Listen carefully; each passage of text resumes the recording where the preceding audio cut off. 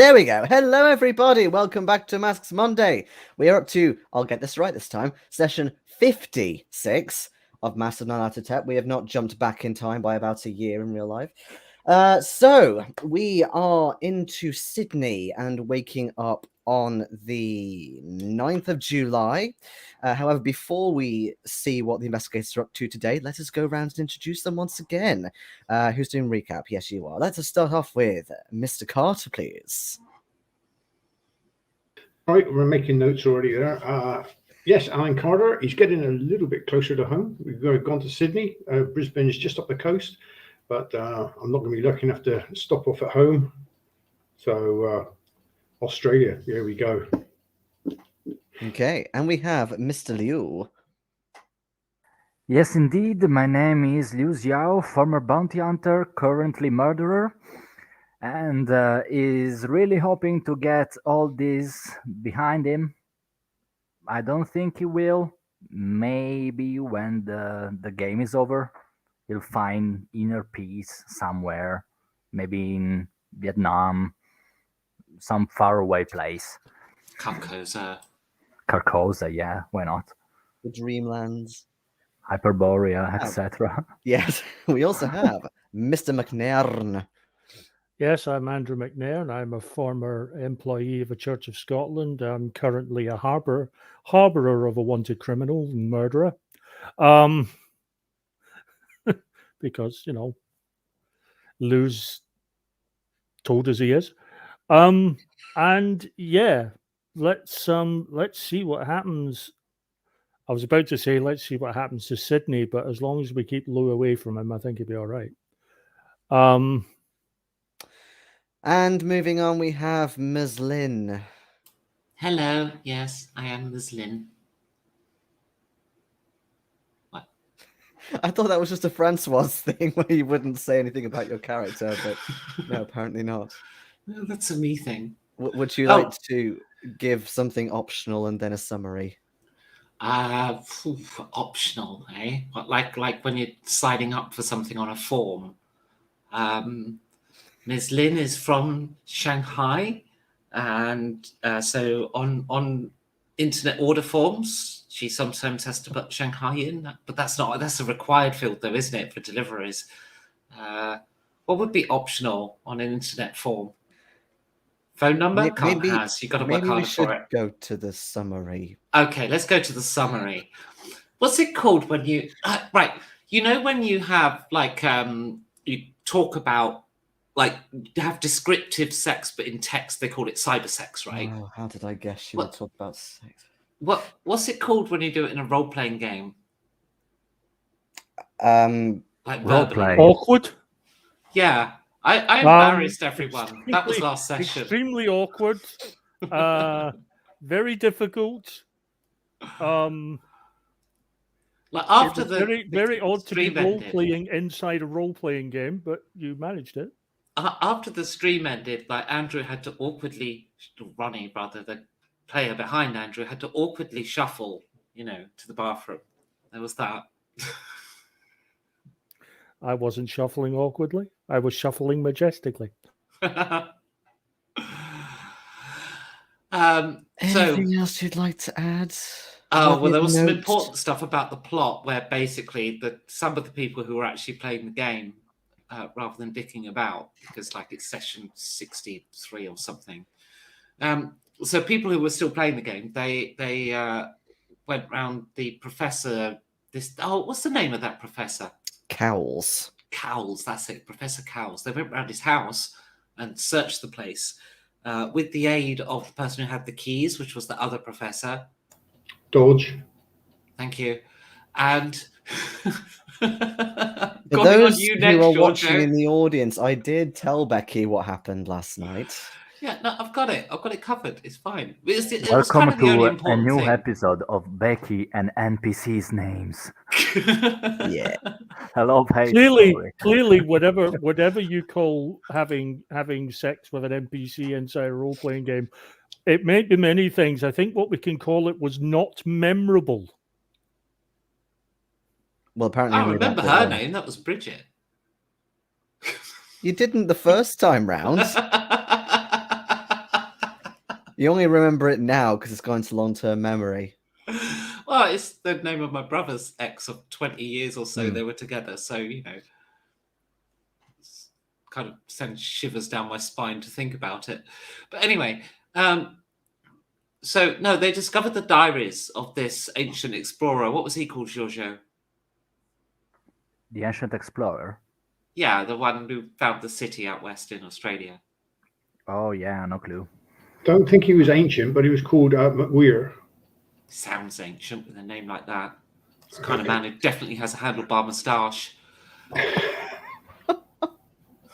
What? Am I wrong? Anyway, that was the important bit of plot development. There was some other stuff, but it was mostly just nonsense. We went to a university receptionist, got some addresses and contact details. That was the person you had sex with. She's not important. Anyway, Well, she was okay. she was there for sanity reclamation. That was it. Right. Anyway, no, I've been asking for who's attractive. Every NPC we've met, I'm like, are they attractive? That was the first one. So seriously. Like, I didn't care. Male, female, upside down. I was just reading that. Hello, Matteo.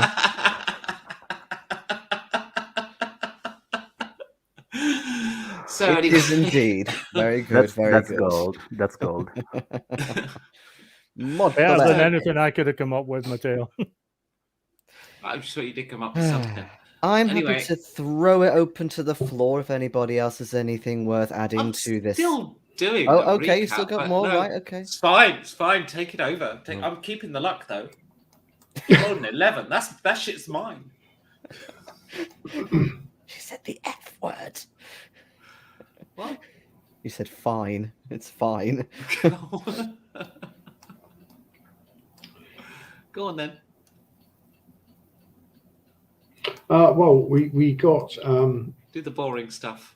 we got a description of the location for the pictures in the in Cowles' presentation and actual coordinates for it. We've got two names: this McNairn guy who was in Port Hedland, and someone called Robert Mackenzie, who I don't think we know anything about him.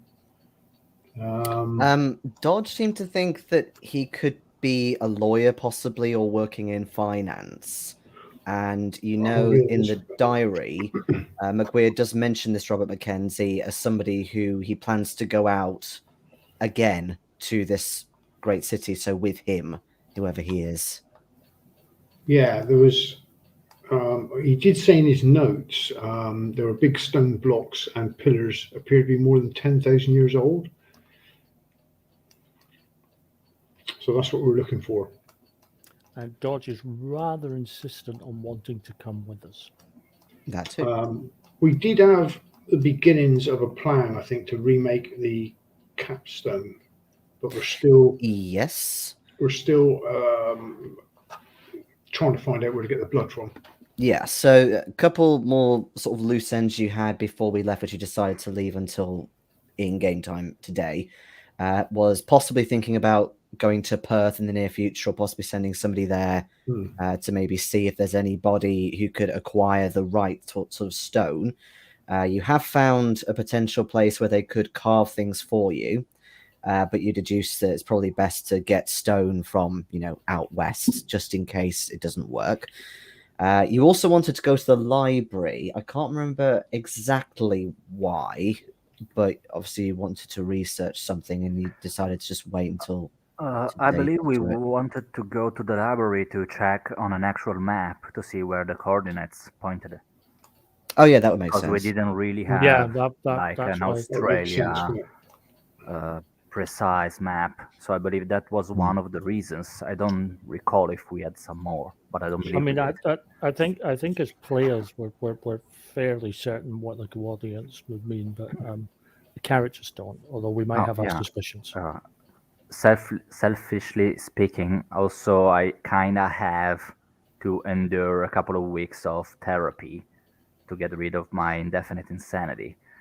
So we were thinking about either writing or sending a telegram to the people in Perth to see if we could acquire the stone, or actually go some of us there.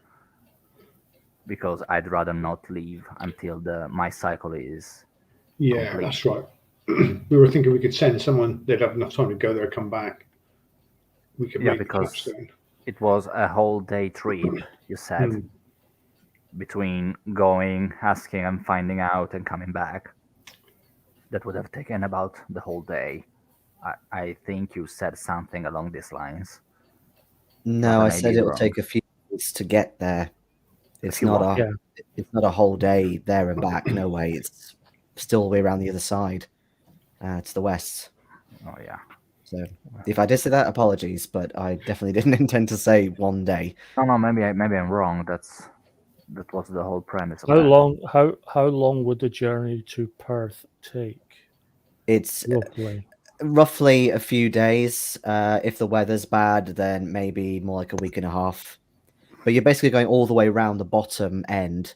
Yeah. So, across Tasman Sea, all the way along. And then Perth is just kind of So, sitting on. It's a shame we question. can't get. Sorry, on you go. I was just saying, it's a shame we can't get it made in Perth because I mean, Perth is nearly there, isn't it? Really, at Port Hedland. Well, It's what I only was not going to close to England suggest now. was if one of us goes and see if we can source the materials. If we can get the materials and we can find someone to do the carving and everything, that person could telegram the rest to say, yeah, we've got them, we can get the stuff, get over here and we can sort it, and then everyone else can come across. If not, then the telegram can come across and say either we can't get the stuff or we can't get the materials. If we can't get the person to carve it, but we can get the materials, then whoever goes can bring the materials back and get it carved. It's a fair I'm idea. sorry, Jason, but my geography sense is shit.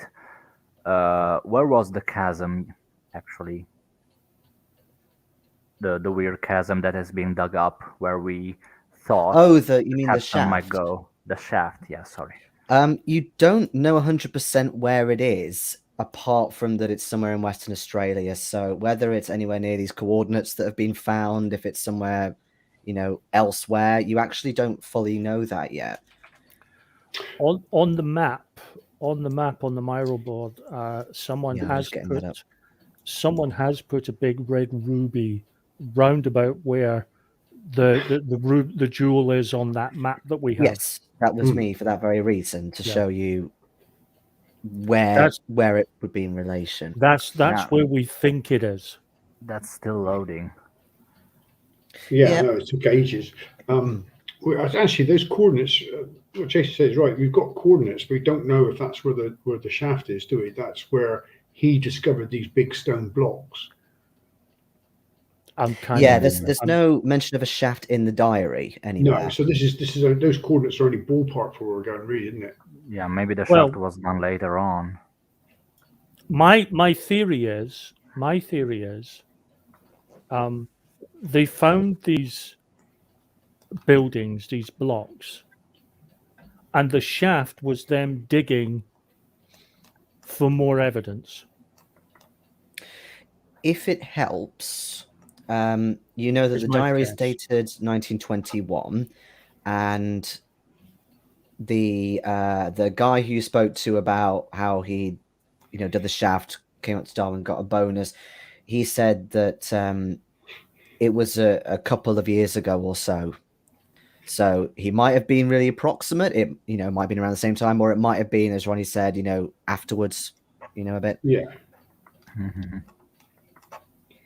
Or again, the location could be quite different because Western Australia is huge. It's a good third of the whole continent. Well, I think zeroing in on exactly where those coordinates are to see whether they're in that area or not, I think is first thing we should consider doing right off. Well, getting a good map wouldn't hurt us anyway, would it? Yeah. Okay.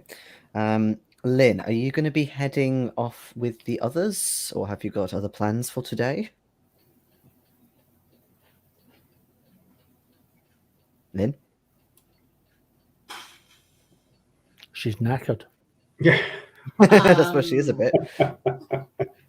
In the Well- actual dictionary definition of that word.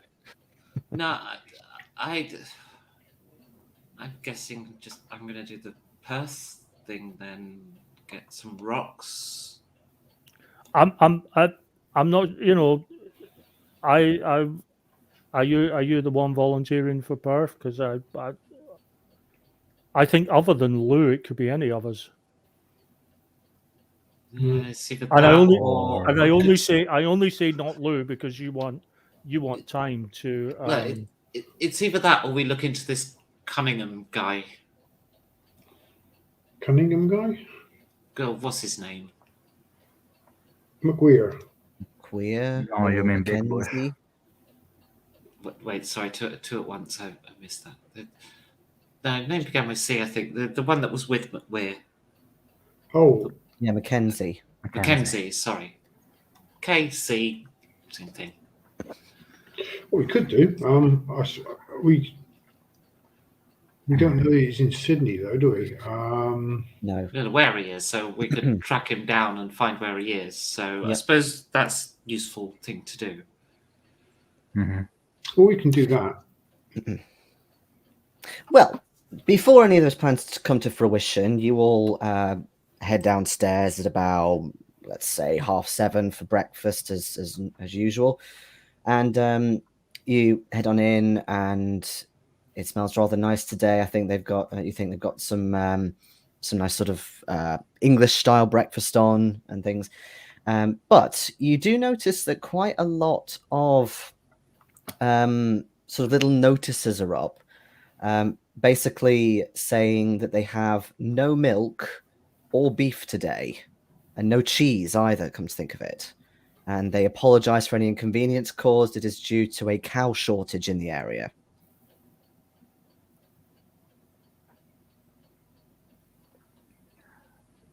Is it really something that can happen? A cow shortage? Cow shortage. It's unusual. What's happened to the cows? Do you ask like a waiter who comes That's a along? waiter when he says we've got no milk or cheese or Yeah. what's happened to the cows? Oh yeah. I'm sorry about that. I don't really know. I was just told this morning on shift that the usual farmer that we use, their cattle were apparently not good quality enough or something to bring into the town. But I'm afraid I don't know any more than that. And he kind of shrugs with the pitcher of coffee in his hand. But we should if you want like sausages, we can do them fine. They have to be pork, but that's fine. We can do that. It's just all the cattle are apparently not edible.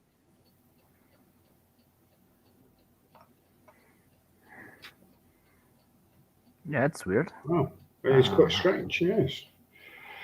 You see him then actually almost get pulled over by another customer, starting to get all in his face because there's no milk available, and he talks about how he always has milk in his coffee and and goes all carrying on him.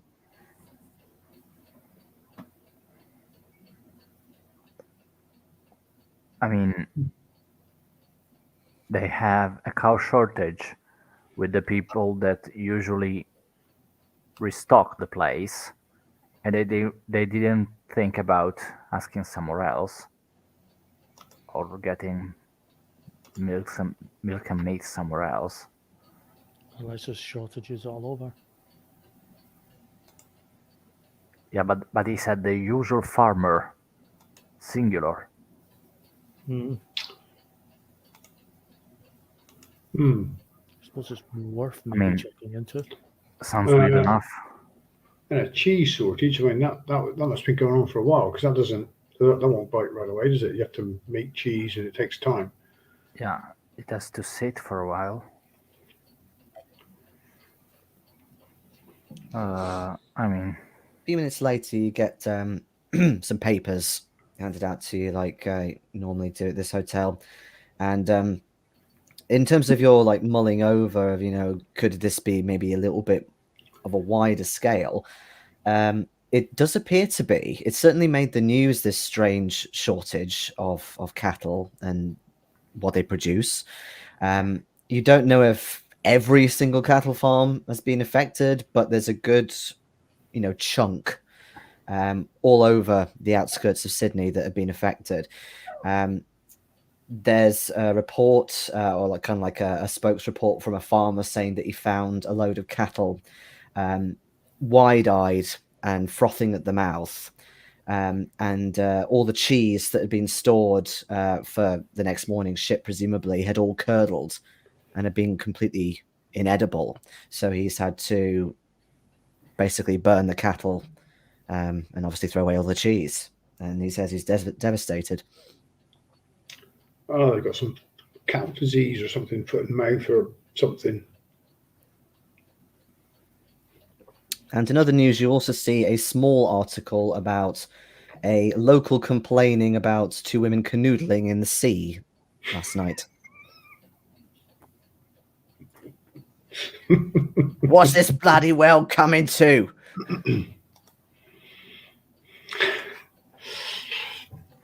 Famous made it into the papers.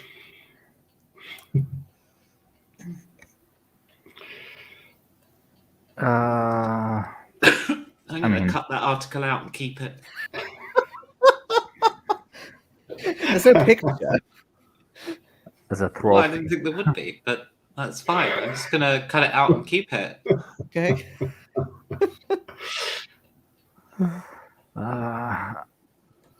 Are we planning on looking into this cow business? Or are we just going our merry way?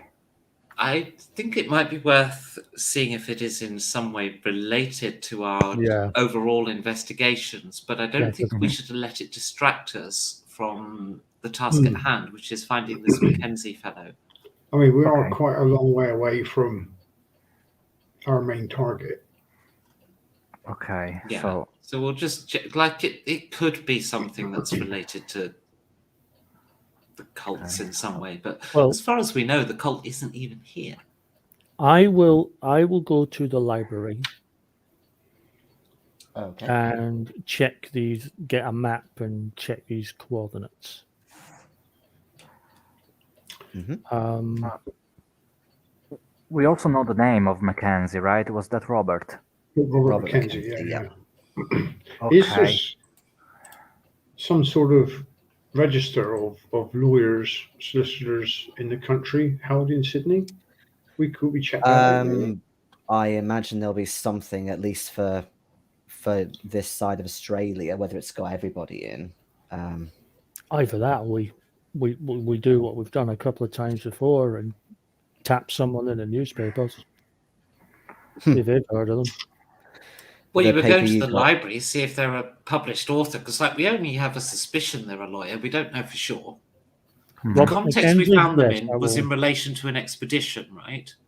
Yeah, so I'll assume non-fiction, history.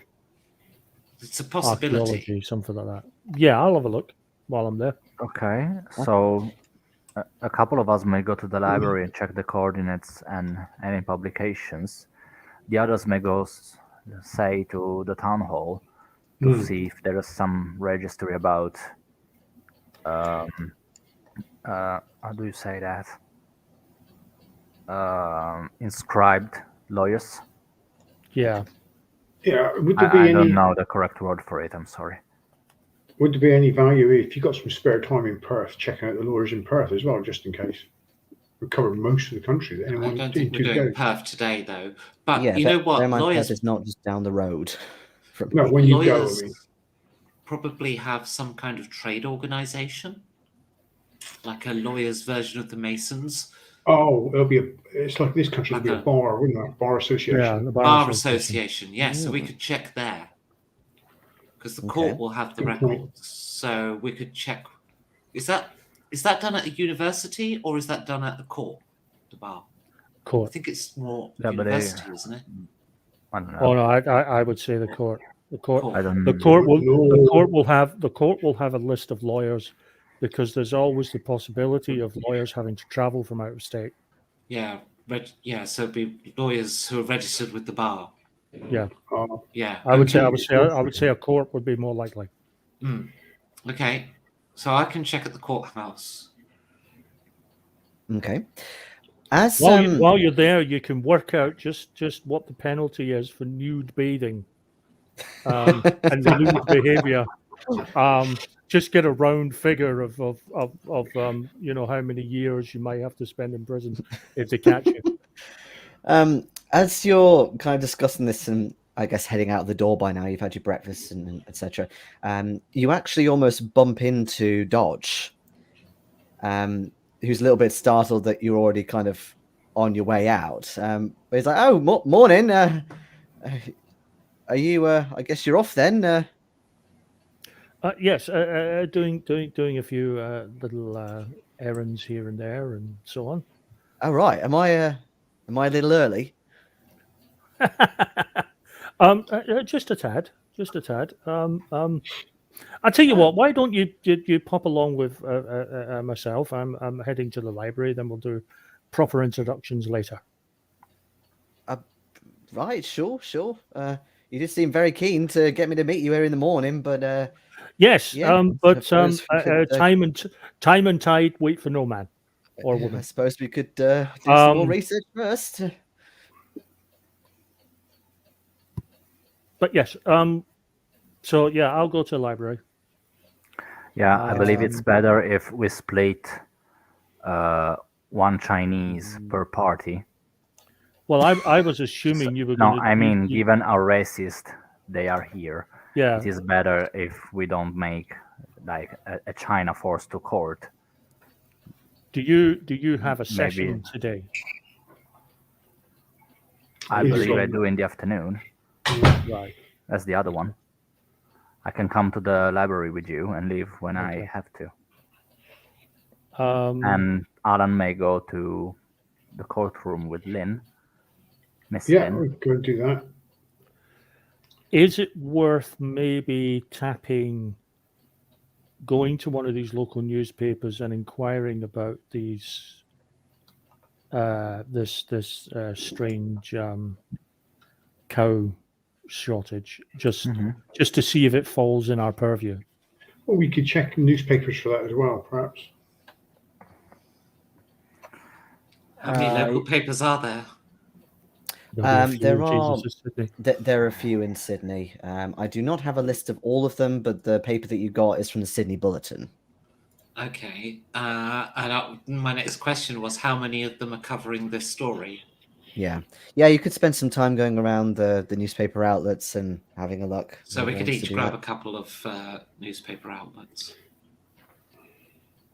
I mean, depending on how much it takes to do the library and the courtroom, we may inquire some different newspapers. That being the case, if there's a number of newspapers, if there are a number of newspapers at the hotel, jot down the address for the offices from each newspaper. Yeah, it might be interesting to find out how widespread this is across the country as well. Is it just affecting Sydney, or because why is it affecting Sydney? All the newspapers will have their offices addresses on them. It's very old hat. I don't know if they still do that, but it was very much the thing back in the day. So people could go to their offices with stories and shit. Ooh. Very nice work, Phil, in the chat with your... Established in 1963. However, yes. We're a tad early on that one. Wish you hadn't posted that. Okay. Yes, like, but that's just a centralized system. You'll still get lists from the court. And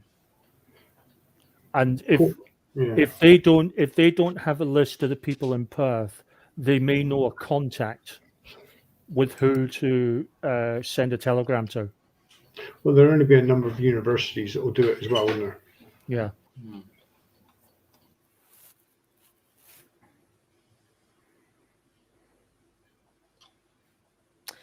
Okay, so of course you can split the party, but you can't split yourselves in half. So who's doing what this morning? I'll go and check the courts out. Yeah. Okay, so you're doing the courts. Library. Then are you going with the court with the courts with him I'll to go the with courts? Alan. Yep. And I'm Andrew, going you to the want to library with library. Andrew. You'll go to the library as well. Okay, that's fine. And then afterwards, we'll each take a handful of newspapers. So the useful one will be whoever takes least time doing the rubber job. Yeah, or we may meet in front of the Sydney Bulletin and going all together, or the one that frees first can do it. As you wish. To be honest, I don't see either of us taking that long in our respective jobs. In fairness, like we've been 40 minutes and we haven't actually left the hotel yet. We're still having a starting discussion. So Compared to some sessions, this is quite short for discussion time. we're not out the door yet. Yeah, but we like to We're plan kind out of the meticulously door. because when we don't plan meticulously, we end up dying. As we do when we plan. Yeah, we're getting called imbeciles. Yes, indeed. Okay, so let's deal with the courthouse first. Okay. Yeah. So you find the courthouse fairly easily. It's a nice central part. Let's say Marrickville. Yeah, you inquire about.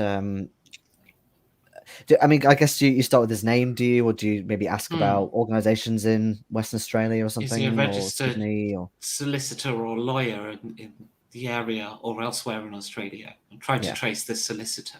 Yeah. Okay. Why don't you give me a library use roll? But you can help with bonus. Hang on. Right, I got 20, so I'm guessing yours is either the same or better. 45. Okay, I'll assist you. Oh dear. Okay, so I'm assisting, so you get to re-roll the 10 die and take the best one. God for that. Thank God for that. 43. Okay. Otherwise, it was going to be 73. Yeah, certainly initially the official who assists you, he doesn't recognize the name at all. But he has a look around, and you kind of help him with that, maybe different locations and so on. But you certainly don't find anything to do with Robert Mackenzie, who is operating now in any kind of solicitor format.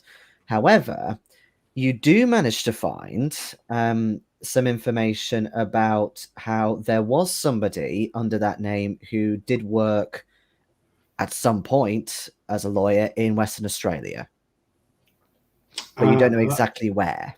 That sounds quite promising then, doesn't it? Because I believe, if I go back to the Miro board, McWeir is in Port Hedland, isn't he? So if this guy knows McWeir, then he could be over there as well. How long ago? Like, what is it we've found? You've barely found any information on him. It's just kind of buried away in some text. Only it's kind of let's say it's like a list of people who have operated as lawyers at some point in that region, and it's just kind of a list of names. And is you it found dated or a Robert year? Mackenzie. The book is dated 1919. Okay. Ooh. So this was early 1919. You've had to kind of dig back through the archives a little bit.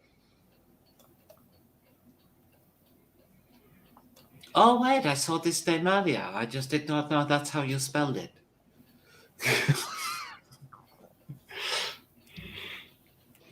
Yes, that's how we spell it. Okay, so we know he's Western Australia somewhere then. So investigation in Perth might narrow it down more. Yes. Like I say, if he was with McWeir, it says here, was from Port Hedland. and he talked to Mackenzie, told Mackenzie about it. Mhm. So they're from that area sort of thing then. We'll check everywhere we go until Yeah. we get a hit. But So it's this probably we're going to gonna be hit Port Headland. we're going to hit the papers first, by the look of it. Yeah. Possibly. Okay. We shall see. I mean, to be fair, that does take you a few hours, but yeah, you can nip into. Let's say you're near actually to the Sydney Bulletin as well, and you can do that before lunch. So it comes quite clear as well as you're walking to it. There are a couple of signs of these shortages. Let's say there's like a little market where normally they would do beef and things, and this whole kind of little trough of theirs is empty, and you can hear more complaints going on, and there's more kind of rumors of troubles and so on. People maybe speculating it could be a disease or a bad omen, or maybe some rustlers, something like that, have messed them up a bit. When you go in the Sydney Bulletin, yes, there are a couple of different articles on similar finds. So yeah, you can have a look through those if you like. They're happy to assist you with that, or if you want to ask any questions. What do we need to know then? How long has this been going on for?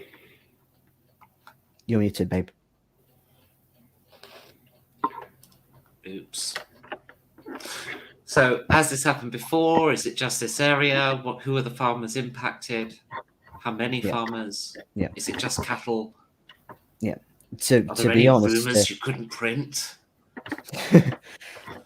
we're still getting more information and reports in. So far, there's been 5 farms around the area that have been affected. Not the first time this has happened to livestock. First in terms of cattle, though, for maybe 5 years or so, maybe a bit more than that. One is quite interesting, though. One farmer has said that he found on the underbelly of his cattle all these little punctures, almost like they've been bitten by maybe a swarm of something. Wait, I want to check the report from the the blinking archaeologist guy that found the dead city and just talking about him. Didn't he have reports of punctures? So one of his crew got killed, didn't he? Yeah. Jock. And wasn't it punctures?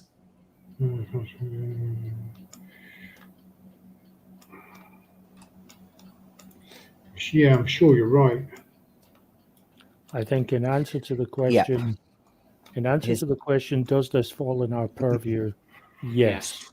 His body was scoured and covered with hundreds of small punctures as though someone had sandblasted him. Right. Yes. So that's a match. I shall suggest to the newspaper that this is an indigenous animal, yet to be determined what, but we've heard rumours of this before. I must go out there and investigate at once. Where was this farm? I did have it a second ago. They said that specific one was up in a place just outside Hornsby, in the Barroa Valley, it's called. How far away is that by car? It's only a few miles out. It's kind of in the outskirts and in kind of starting to get into the farmland and the bush area. Okay, I must rent a car immediately. It says here in Cowles' notes in his presentation that they would the worshippers would make sacrifices run through a gauntlet of worshippers who struck the victims with clubs embedded with the sharp teeth of bats. The teeth were coated in fat-acting poison, somehow derived from fermented bat droppings. Interesting.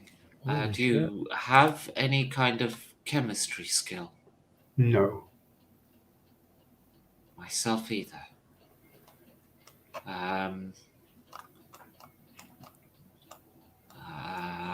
University, grab one. Grab a chemist.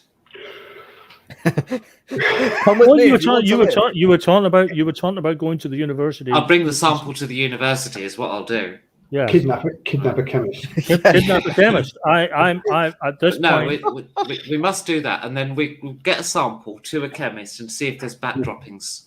It's not Kidnap a Chemist Wednesday, so we can't do that. We're not all Lou. Kidnap a chemist Wednesday. So yeah, we're gonna Thursday for rent a car starters. and immediately get over there, or a taxi, or whatever. Yeah. Again, Sydney, cars are in abundance. That is very easy to do. Because yeah, I want to get a sample of that to a chemist to see if it's got bat droppings in. Okay, cool. Meanwhile, nipping back to the other two for a moment, or rather other three if you count Dodge, you head on over to the library. Yes. Mm-hmm. And you wanted to find out on coordinates mainly. So naturally, Cowles is very excited, and he's written down the coordinates as well, and he starts looking in all the maps. Neither of you have any kind Wasn't of that Dodge? Dodge, beg your pardon, Dodge. Okay. I was looking at something at the same time, that's why I got confused. None of you got any kind of navigation skill, have you, or art cartography? No, I was looking that earlier. I just got the base 10. Okay. No navigation. What else would do? Artcraft cartography, but I'm assuming you haven't got. No. It's very simple. There are numbers at the side and numbers at the bottom, and you it's a graph. It's basic math. You're in a library. Find a book on navigation. Yeah. Yeah, you could do that. I mean, Dodge does have some knowledge of desert regions, so he's happy to kind of look into that if you want to assist. Or yeah, you can try and get a navigation sort of thing. Take the time. We're not going to rush this because I've got a feeling that there's obviously these coordinates are important. We just if the importance is whether they match up with what we think, where we think we're heading. Okay. So with his desert knowledge, Dodge says that he's got a vague idea of maybe where this ruin could be in terms of how big it sounds and how it would kind of be in the sands and in terms of like terrain and stuff and how it would appear.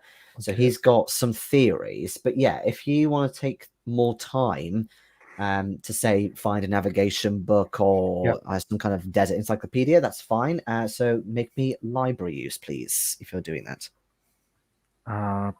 Library use. I don't have it. I hope you do. I do. I can help you though. I have library use. I just get him every book that I read as navigation. You are good at taking books off shelves and carrying them around. Yeah.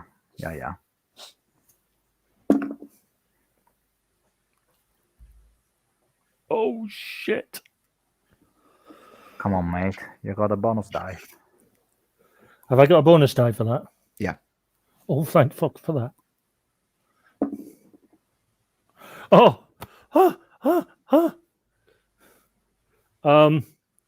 Yeah, that's a success. Okay. Fine. So yeah, I mean, obviously there aren't many roads at all in the desert, but basically, just to say, the reason that I was scared there is my first roll was 99. Yes, that would make some sense. So what I will say, let me just quickly get the name up. I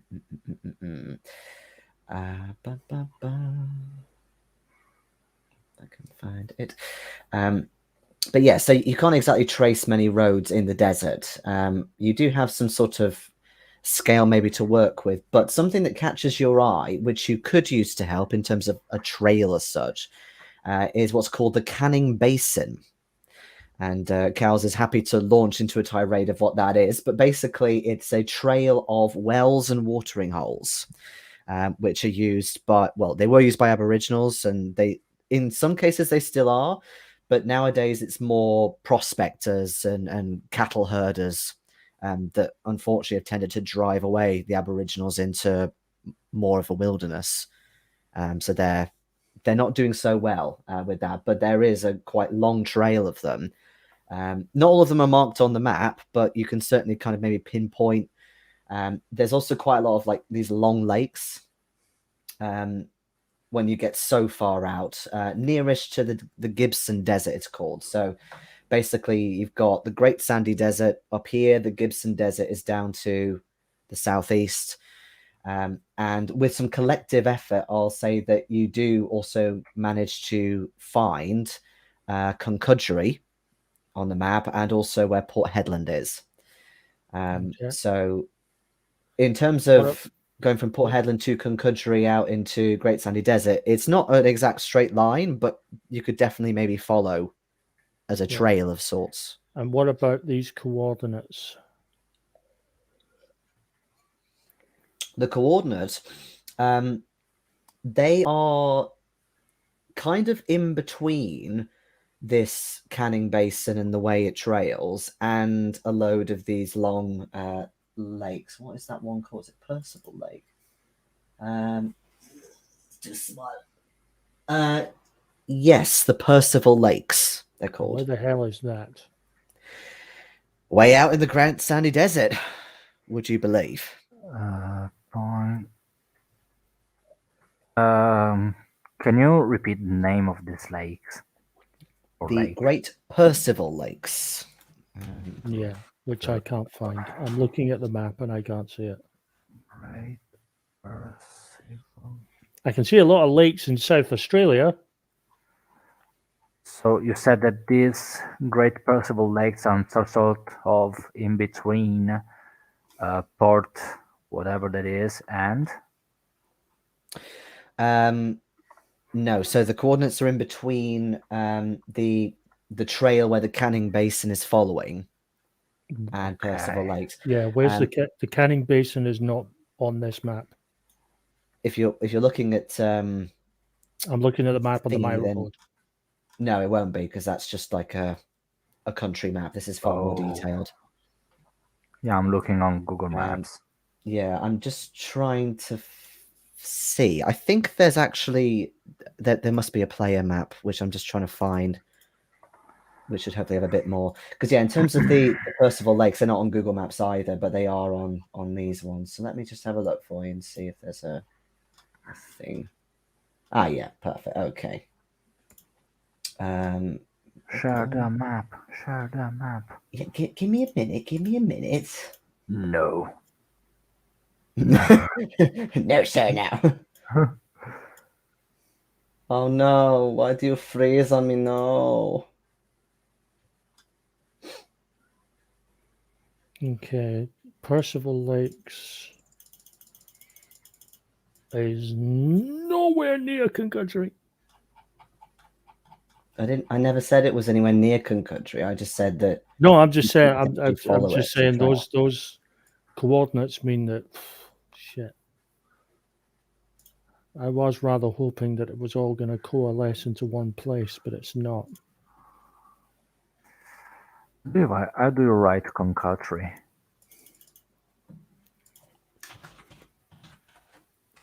Because I'm dumb as a rock. Oh, for fuck's sake. I would have never guessed that. That is on the corkboard. It is, yes. It's right. It's on the little post-it notey thing right next to the red ruby. All right.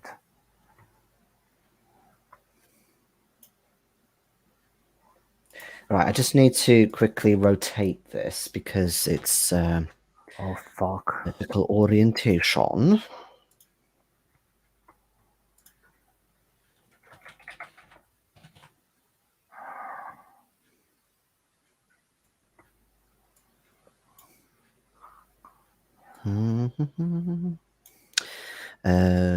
Okay.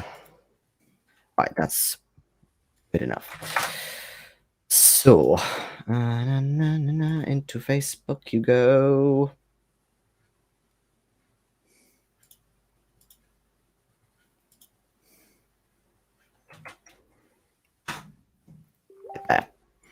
You're welcome.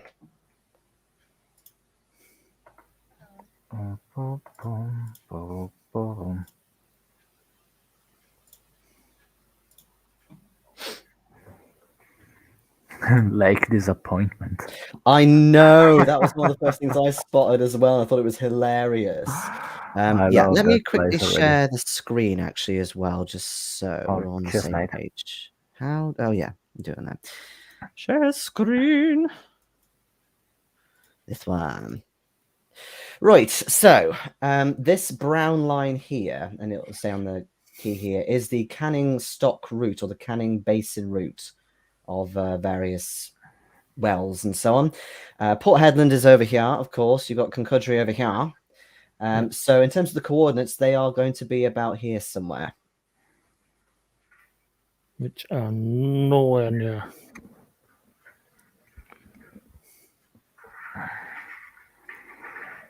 Yeah, I mean, we had to come here to Sydney to check on stuff, but all the juicy stuff is exactly on the other side of the state,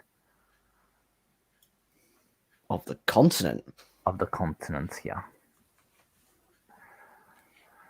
Oh, Oh, see, fuck. the difference is continent is the land we're on. State is how we are mentally at the moment. As in, we should be somewhere else. As in, we're in a complete state. Yeah, Dodge nods and says, when your friend Alan said about an expedition, he wasn't wrong. You can't just go out there for a walk for the day. You got to be prepared if we're going right out that way. Sounds about right. With 300 people. Well, you're not there, and he doesn't know that yet. If fucking Moses can do it, so can we. Well, I really hope it doesn't take us 40 fucking years. It depends if you take that story literally or not, I suppose. It does say in the notes what they're talking about is about equally distant from Joanna Spring and Separation Well, east of the line of the dry lakes. You have spotted my annotations. Yeah, that's in the diary. Yes, but I underlined it for you. Oh, you did. Sorry, yeah, you true. But where is Joanna? I can't see it. She's Separation Well. To be fair, oh yes, I can see it. It's further north of the trail. It's not actually on the trail. There's a Joanna Spring. Yeah, that'll be it. Yeah. Oh, we're up there. Yeah. So somewhere in the middle of those, to the east of those dry lakes, Percival Lakes.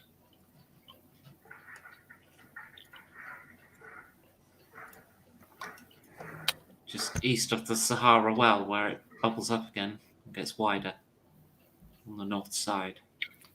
Yeah.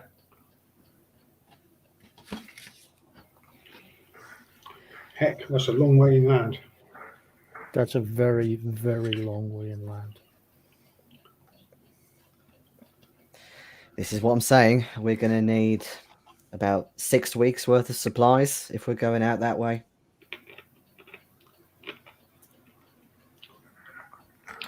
Fuck, that's a lot. Oh, you're doing the Google Maps in miles. Yeah, it's a long way. That's the Google miles from Concudgery Hill to Percival Lakes. Mm-hmm.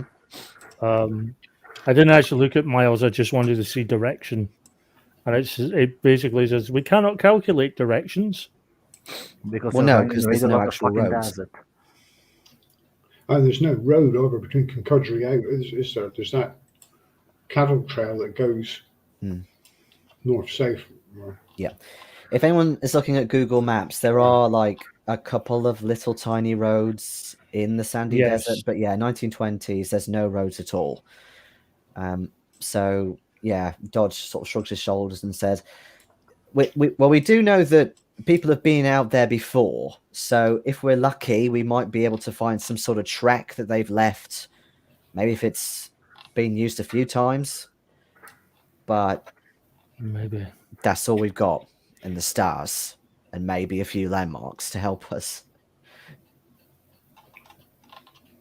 I mean, in one way, I'm excited. It's a bit of a challenge, but at the same time, it's a challenge. Is anybody else coming with us? Not so far, Number Right. 300 people. but we're hoping to get one or two more on the way. Right. Well, Well, good, I because don't want to scare them off by saying 100 or 200. we'll need all the help we can get then. Well, yes. How the hell are we going to get 300 people out there? With difficulty. Something to think about.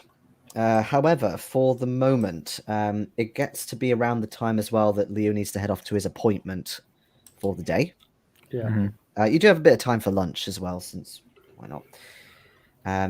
So you go off and do that, presumably, and Yes. jumping back to the other two. So I'll say you get a taxi. Hello, Farmer Giles.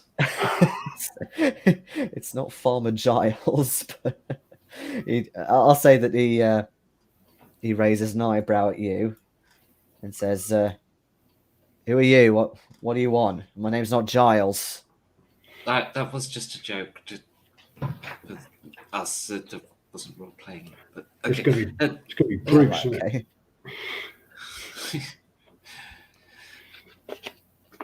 I'm assuming Bruce. Alan's going to lead the way, and I'm just going to look like I'm the scientist because I'm Asian.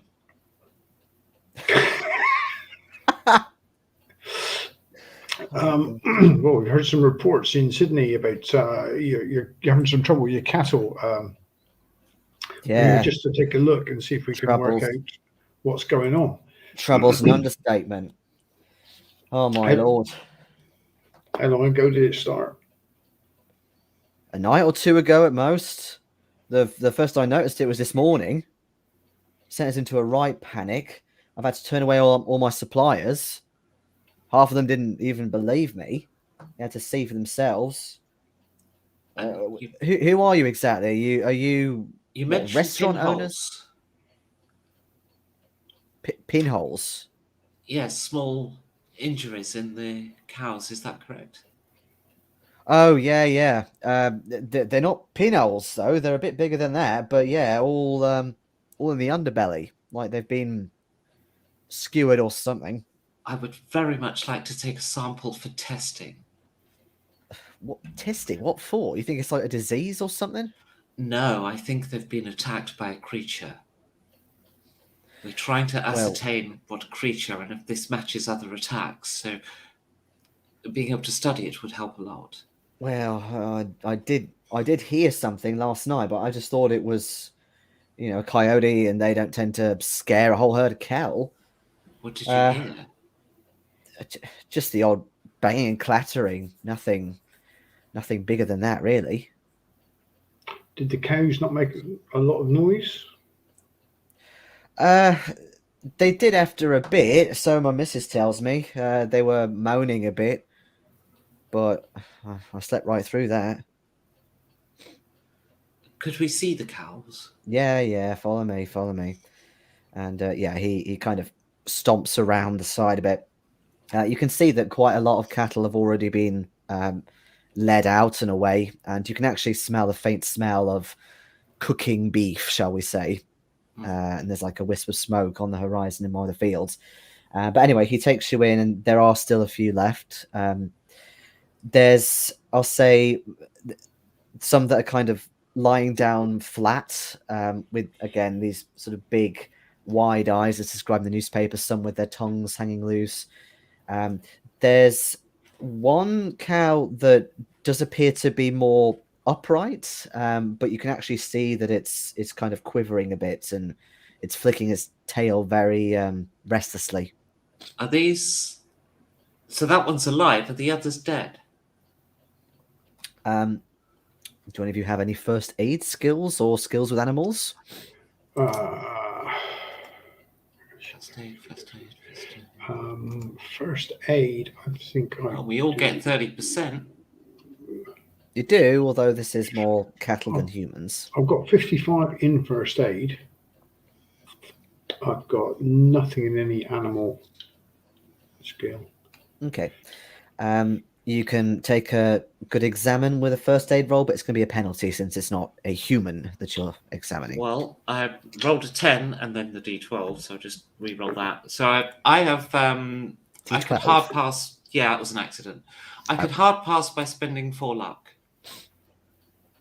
Yep. Okay. I'll do Yes. that. Brillo. Okay, so yeah, there's a few symptoms that do kind of transfer to humans, as it were, in that you can see that the one that you're looking at, you think it is dead, but it's not been dead for long. Big wide eyes that are quite sort of yellow looking, and you can see that there's this kind of odd dark hue just kind of seeping round its underbelly, almost like it's spread a bit like bruising. And yeah, there are these puncture marks that are kind of like a finger's width, that are just kind of spread around like this. Oh, that's quite big. Can I see any bruising as if it's been beaten with a bat that's got bat teeth? Yeah, it could be to do with something bludgeoning, or looking a bit closer, it might be infection probably that's spread, something like that. Yeah, so that'll be the poison on the beating sticks. Is there any particular, if you get close to the puncture wounds, is there any particular sort of smell? Ooh, yeah, give me a spot hidden roll for that. Okay, so that's a pass. Yeah, just a pass. Okay. Yeah, you can definitely smell something pungent, more so than the kind of rotting flesh, but there's you remember it from dealing with horses yourself. It almost smells a bit like stale dung, but a bit more potent than that. I would say if you get closer, you can catch the smell of something. What do you think that is? Well, I'm pretty sure that is those. I hate to say this, but the native faction that are one with the cult. I think these have been ritually sacrificed. You what? What do you mean ritually sacrificed? What are you on about? Well, not by yourself, but Well, was no, rather I bloody hoping well you hope wouldn't not. overhear that. This isn't the animal we feared, and unfortunately, this is. I dread to say this for fear of starting conflict, but I think this is a faction of Aboriginals who have a particular religion. This is a. I show signs that point out the bruising. This has been beaten by a stick with teeth embedded into it, and that those teeth have been laced with poisons. That is what has killed your cows. Cows. Cowles. Well, the English words sometimes don't translate. The same letter began with C. Yeah, so he looks visibly angry at this, and you see him grab a shotgun. Hashtag not all Aboriginals. He says, "Are you absolutely sure?" Well, this is not the prevalent Aboriginal religion, you must understand. This is a small faction. I don't know where they are in this area because I only arrived in Perth yesterday, but I have seen this before. I lied. Sydney. She arrived in the country yesterday and started a civil war the next day.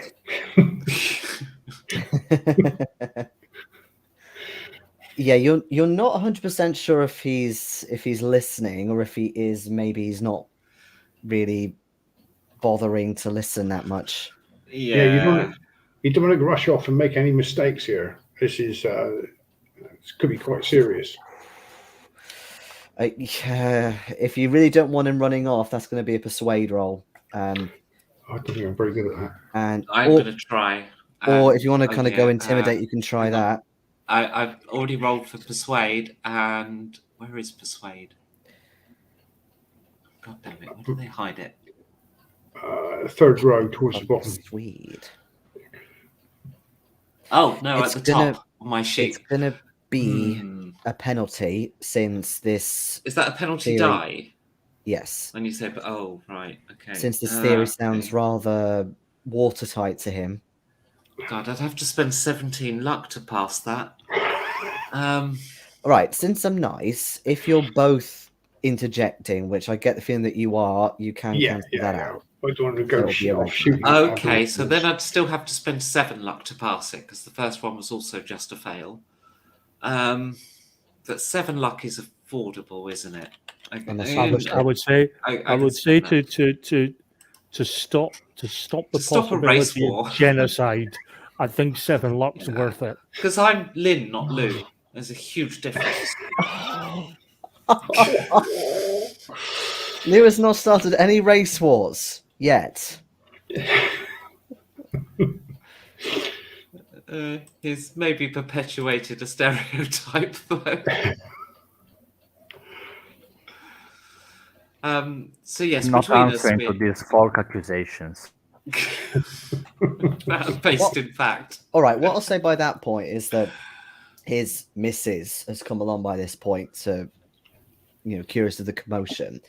And she's not kind of annoyed with you or anything, but she's basically going to be the one to kind of talk him down and say, look, why don't we just report this to the police for now? And if it is something malicious, then we can go from there. Come on. And she leads him back into the house, kind of just taking the gun off him. Oh, remind me to check that the farmer's not there when I... That was close. Yeah. I mean, that could have left us with less than 300 Aboriginals left to sacrifice. And on that note, shall we take a break? Yeah.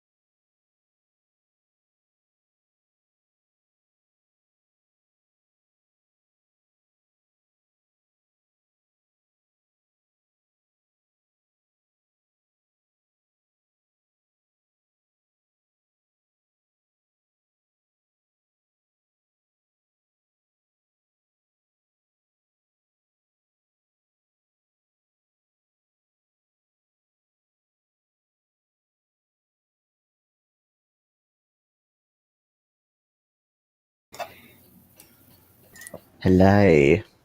Hello. Yo, Yo. in it.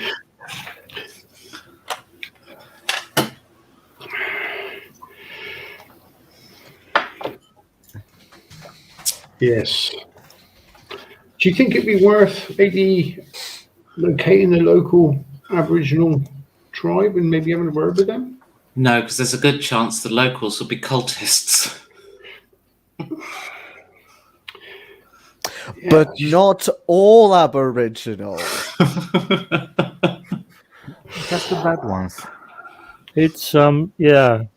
Like we specialize in, and it hasn't particularly worked well because like we're all on our third or fourth characters, but we specialize in not walking straight into the cult. Oh, actually, no, it's a lie, isn't it? We have done that many a time. Yeah. Mr. So- House. Yeah. Maybe Pyramid. that's why we're on our third and fourth characters. We specialize in dying And protecting pool tables. and protecting Not all pool player tables. characters. to be fair, nothing ever happened to a pool table while it was being protected. Absolutely, no pool tables were harmed in the making of this show. Plot twist: the pool tables are the big bad.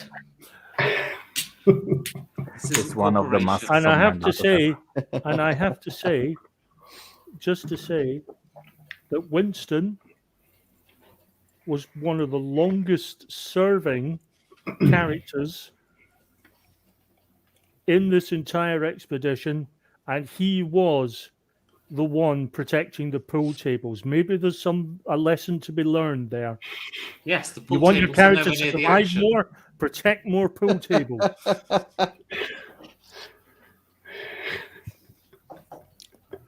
Yes, I don't believe they were. Because yeah, you were in the billiard room and you had like a thing of pool tables, and meanwhile, poor Johan was burning alive thanks to the fireworks he set off. Two entirely separate things. And Trying to scare Francois off the trying to monster. snipe this hunting horror from inside a window. If the hunting horror had come to try and destroy the billiard table, I was having him. But Unfortunately, it didn't. unfortunately for it, it didn't.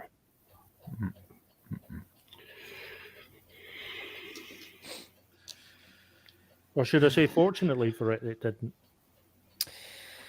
Right. It would got a sock full of. It would have got a sock full of pool balls and a bloody bonce.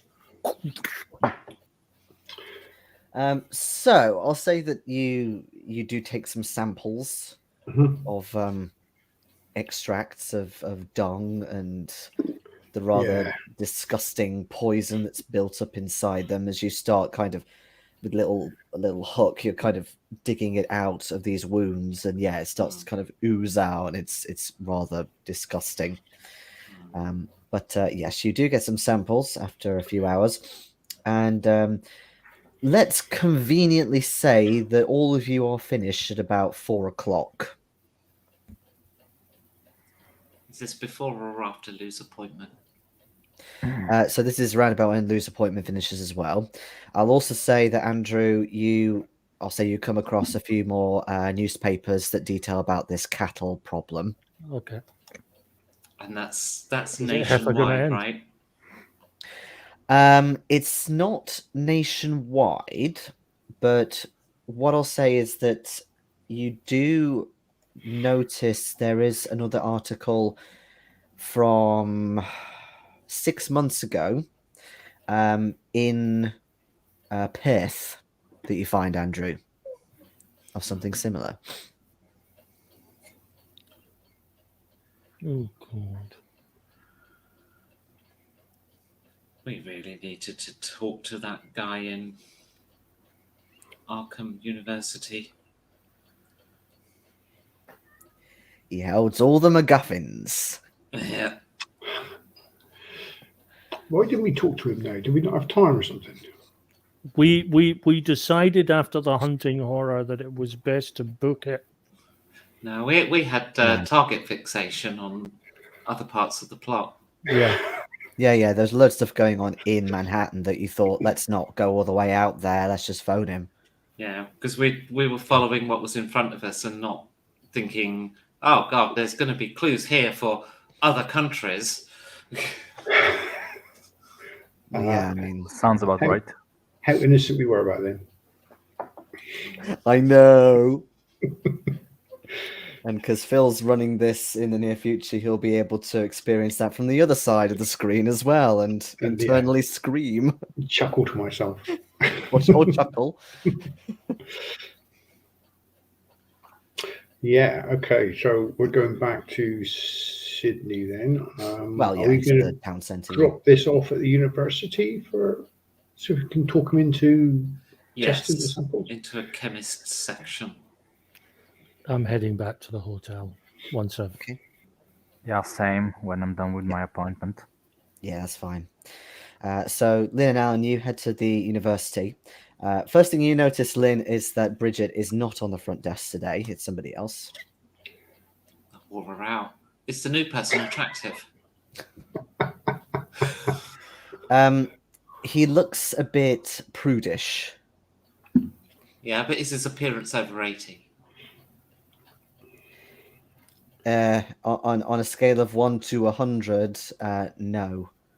No, not interested. Where is the chemistry department, please? It's that building through the door across the square. Thank you. Head over. You're welcome. And you see he's visibly like turning his head a little bit at what you've got in your hand, or maybe you've got it in a bag or something, but Yeah, we'll head to the chemistry section. what do you just walk in? Just walk in. Yeah. Yeah.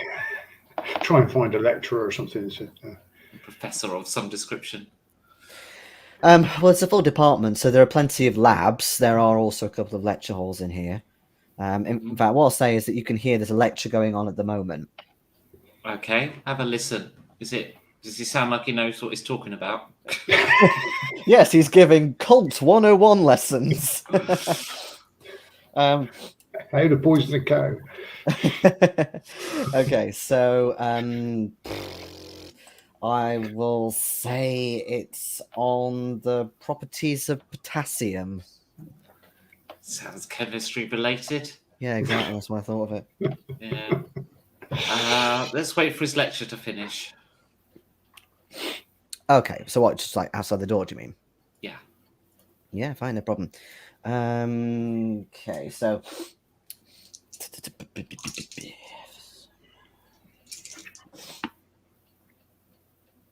Okay. So you're waiting there and you're getting a bit bored because this is, you think, maybe a good sort of hour long, this lecture. So you've been waiting there now for about 15 minutes and sort of shuffling around.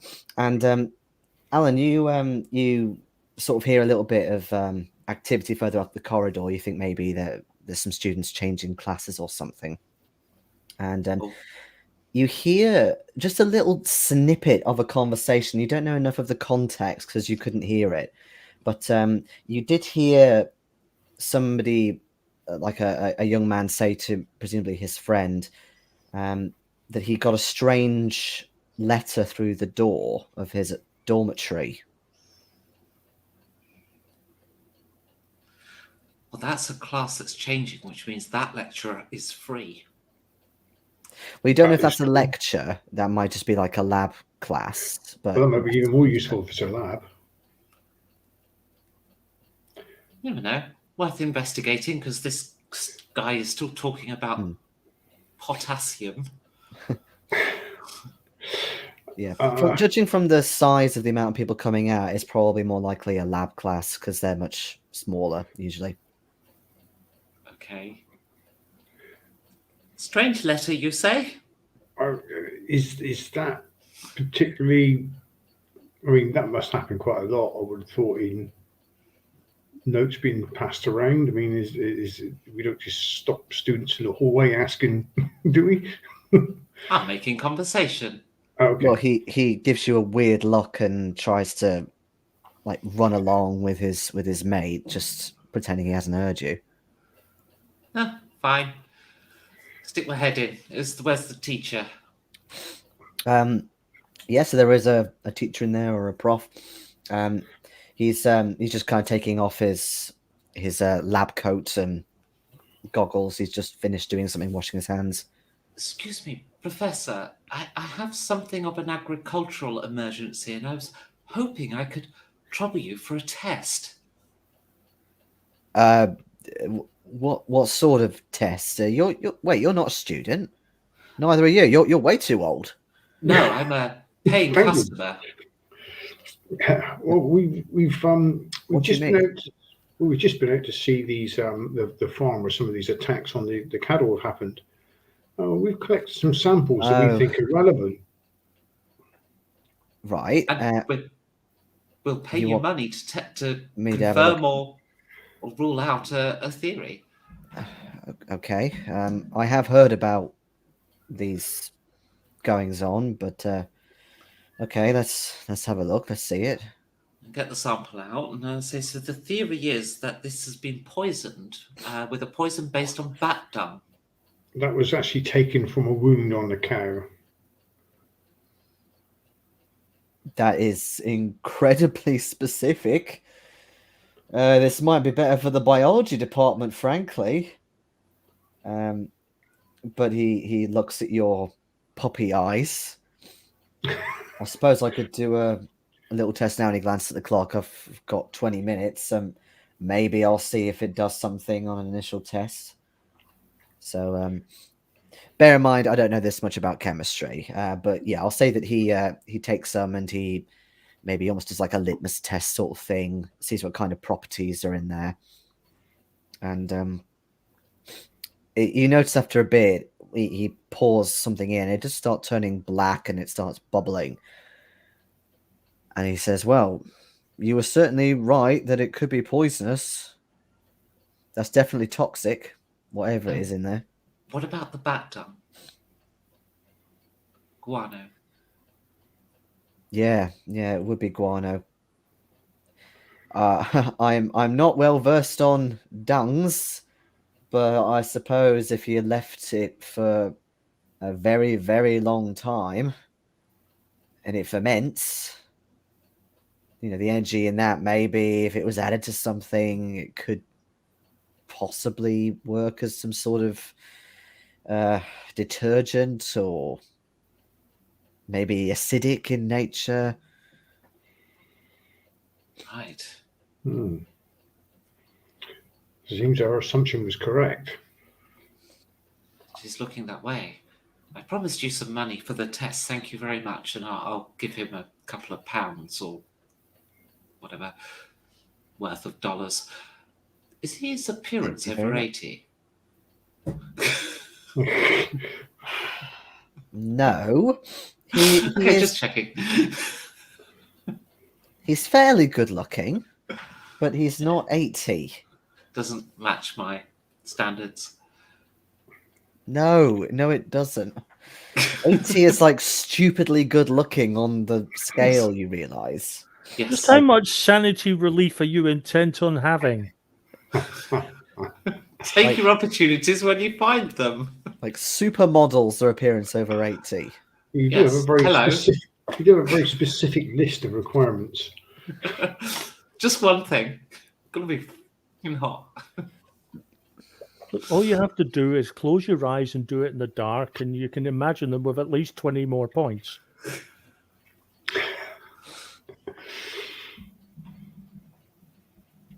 $30 if they don't speak. Okay, so we seem to have had that pretty much confirmed than what we were thinking. Yeah, absolutely. What do we do with this information? Because if we were to release it, we're going to create a race war. That is true.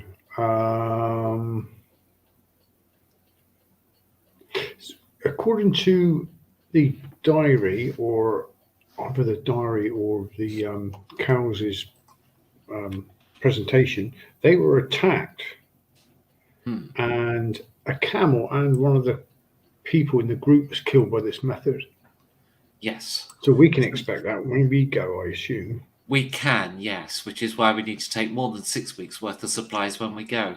What we need to find is an antidote. Oh, that's a really good idea. The other thing I was thinking was I want to try and find the original letter. This is the one where this cult was referenced.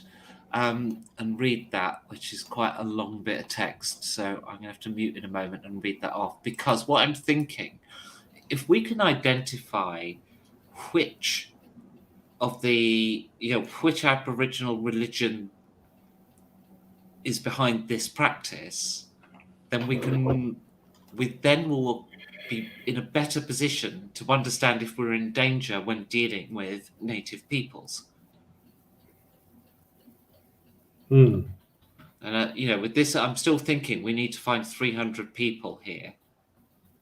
Oh, I think it might have been the Sandbag cult, but it also, yes, like it is a cult. What about the anthropology department? 300 of them. You want to get them out to Western Australia? If we want information on Aboriginal cults and stuff, and or tribes, we're at university. That's a really good call. We should do that. Before we get around to it, I definitely need to read that original thing that we got in America. Refresh my brain on it. Once a bat cult existed among the Aboriginal peoples of Australia. It was known across the continent, and the god of the cult was known as the father of all bats. Adherents believed that by making human sacrifices to their gods, they themselves would become worthy enough that the father of all bats would appear to them. Once he was enticed to appear, the god would conquer all men. Sacrifices will run through a gauntlet of worshippers who struck the victims with clubs embedded with the sharp teeth of bats. The teeth were coated with a fast-acting poison, somehow derived from fermented bat droppings. The victims apparently went mad before they died. Leaders of the cult reputedly could take the forms of bat-winged snakes, enabling them to steal sacrifices from across the land. Cowles believed that this cult became dormant or extinct hundreds of years ago. Its former existence is the reason that he became interested in Jackson Elias's books about present-day cults. An Aboriginal song cycle mentions a place where enormous beings gathered somewhere in Western Australia. The songs say that these gods, who were not at all like men, built great sleeping walls and dug great caves, but living winds blew down the gods and overthrew them, destroying their camp. When this happened, the way was opened for the father of all bats, who came into the land and grew strong.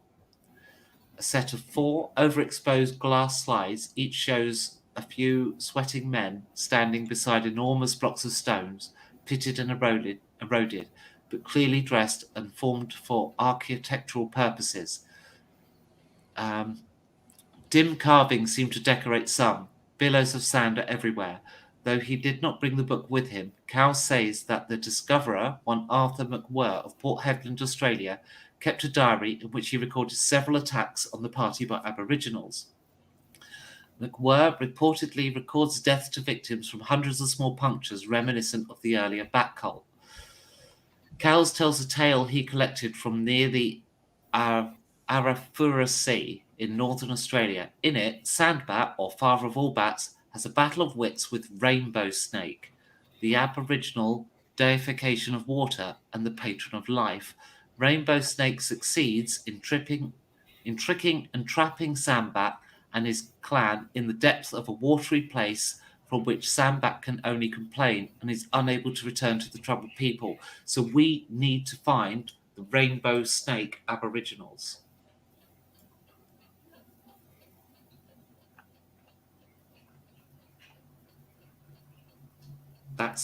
So that's it. There's basically totally more than one doable. religion. Sorry? Totally. Yeah. Straight up. So let's go to the anthropology department and ask them about the 2 ancient Aboriginal religions. Where can I find worshippers of the rainbow snake? Okay. Right. So, what you discover is that rainbow snake or rainbow serpent is fairly universal in terms of who worships it. It's not like one faction worships rainbow snake, one faction worships this. It's pretty much universal.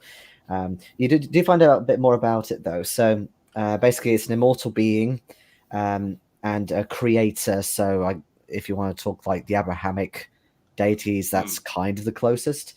And there's lots of artwork that was depicted of rainbow snake, and they're happy to show you pictures as well of rainbow snake depicted in pictographs and stuff. So I'll give you one here. There's another connection between rainbow snake, or rather the snake and the rainbow, which is the cycle of the seasons and the significance of them and water in human life. So they say that when a rainbow is seen in the sky, it's supposed to be the rainbow serpent traveling from one waterhole to another. It is said to be the giver of life, but it can be destructive if engaged in such a manner. In particular, whilst it's universal, there's a lot of written sources about specific Aboriginal groups in Western Arnhem Land in Western Australia. Today, it tends to be associated with ceremonies about fertility.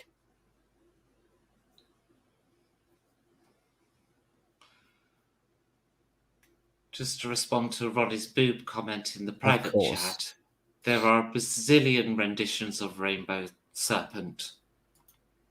Like, just Google Aboriginal rainbow serpent, you will see bazillions. That image is not the universal one. It is not always a rainbow snake crawling over boobs.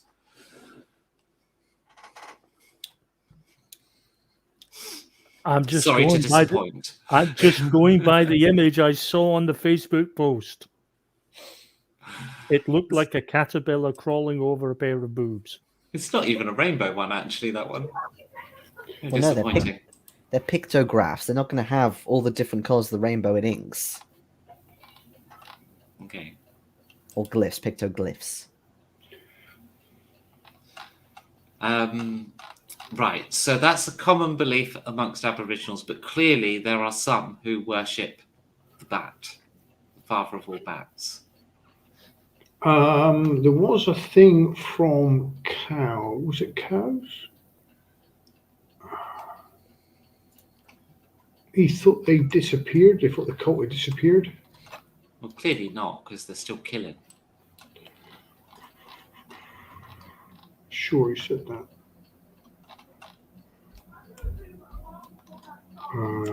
Yeah, he said possibly it went extinct, hundreds of years ago. He was wrong.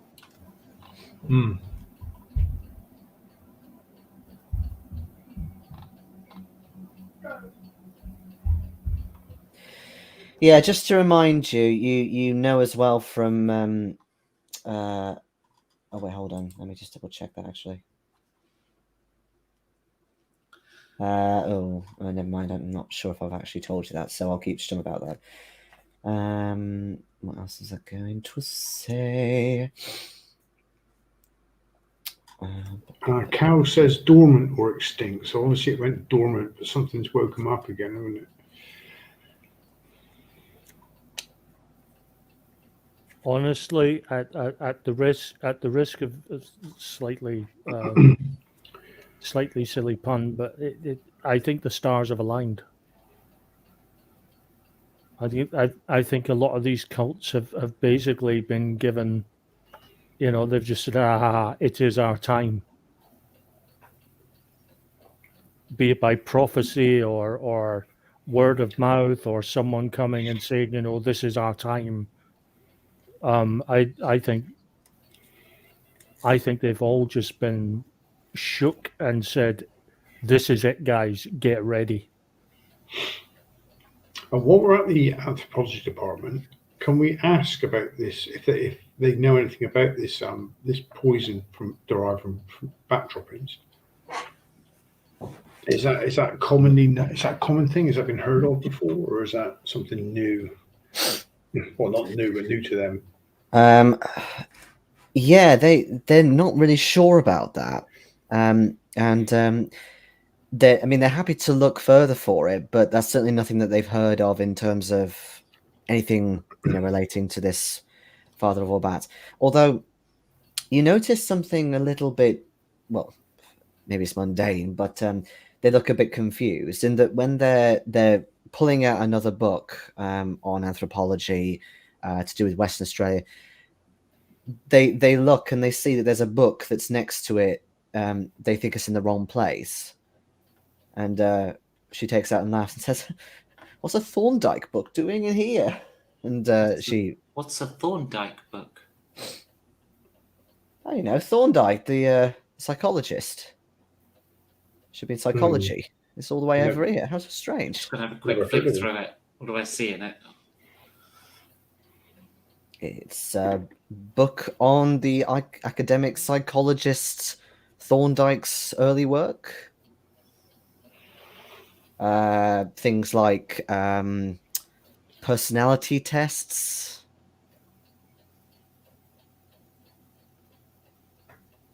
Huh. That does seem out of place. Has somebody taken a book and replaced it so that it doesn't look like it had been removed? You can make me a spot hidden if you want. Good question. Well, I definitely failed, but am I the only one looking? I'll help you. If we could ask that question, I'll certainly. Is that a bonus die or is that you rolling? Go on then. Yeah, have a bonus die. Okay. Oh, well, that changes it massively because that is now a hard pass. Okay. Yeah, they say to you, Alan, that it shouldn't be there, and they don't recall anyone maybe taking something in place of it. But you notice, Lynn, after kind of flicking through, there are a few pages, maybe even a small chapter that have been torn out of this book. Huh. That's interesting. Well, if we could get another copy, we could find out what that chapter is. Sure, yes, no problem. And they have to kind of call over to the psychology department, but yes. Is there a stamp or anything in the book? Is this the university book? Is it from the library or something? Yeah, it's a university book, yeah. I don't know why this has me actually quite curious. That does stand out quite a bit, doesn't it? See, I thought maybe somebody had put a book here to substitute one that was removed, but why I'm investigating this psychology book, I don't know. But I am, because it's odd. There's pages missing, and that's a mystery. Yeah, so you have to wait a bit, but yeah, you do eventually get another copy. And this one has got a bit more annotations in it. Someone's written on it in pencil. In terms of the missing chapter, it is to do with personalities, but in particular, kind of, I guess in layman's terms, manipulating groups of people or like-minded people, seeing how groups of people tick, things like that. There's also, interestingly, quite a lot of references to Sigmund Freud in this specific chapter. Well, that could be handy for us anyway, isn't it? We've got to get 300 people. I was going to say that it could be useful. Yes, I'll start learning psyops. It could be. It could also be how the Aborigines have How the been cult is operating. become, well, yeah, how they've got that cult up and running again. They might have just used similar techniques. What's it doing here, though? Well, don't know. Maybe some Absamaya student just put it back here accidentally, or maybe it was There's a big GM clue that it's not two different distinct religions amongst the Aboriginal people, but a group of Aboriginals that have been manipulated. I'm going to study these sections. I'm going to borrow this book Sure. and/or read this chapter here before I leave. One of the two. Oh, Okay. out of interest, I mean, library use hasn't changed that much. Hmm.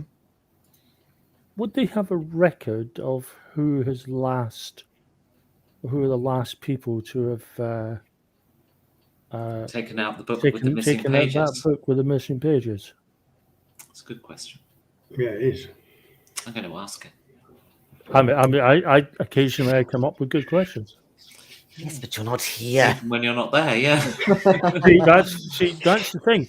When I'm not there, I've got great questions. When I'm there, I get all flustered. Mhm. You want me to think straight, just don't have me there.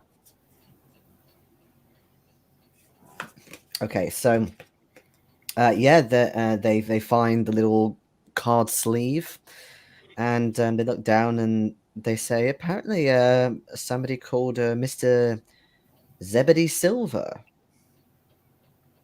Is he a student here? Doesn't sound like a student unless it's one of the freshers. So they sort of go away and maybe look for a register. Is that word? Usually those little sleeve things would have a date on it. Yeah. Yeah, the date is let's see, what date are we on now? It's July, isn't it? It was about 2 months ago. Oh, recent. So yes, let's say the 13th of May. So Zebedee Silver could be our instigator, our cult instigator, who's been needing to learn this stuff in order to try and win people over. So first things first, I want to understand how Zebedee Silver is operating. I'm going to read this book. Then I'm going to find him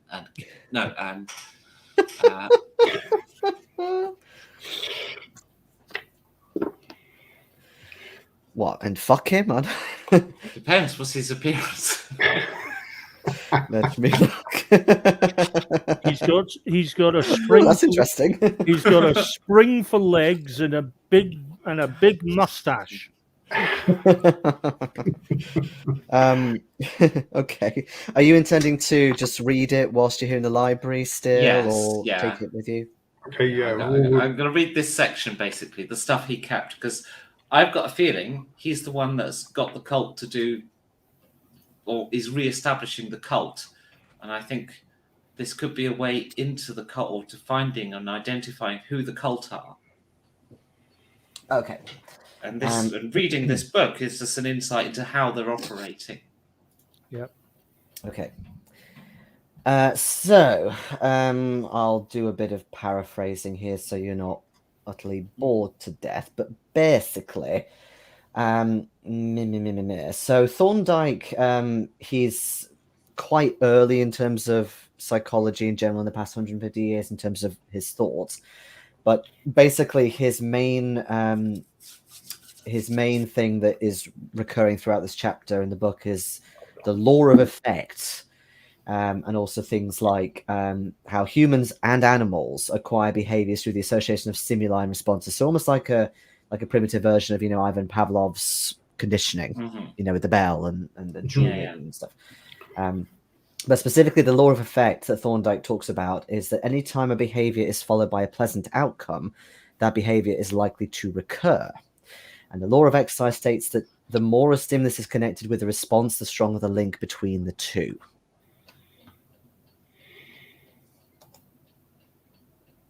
Okay.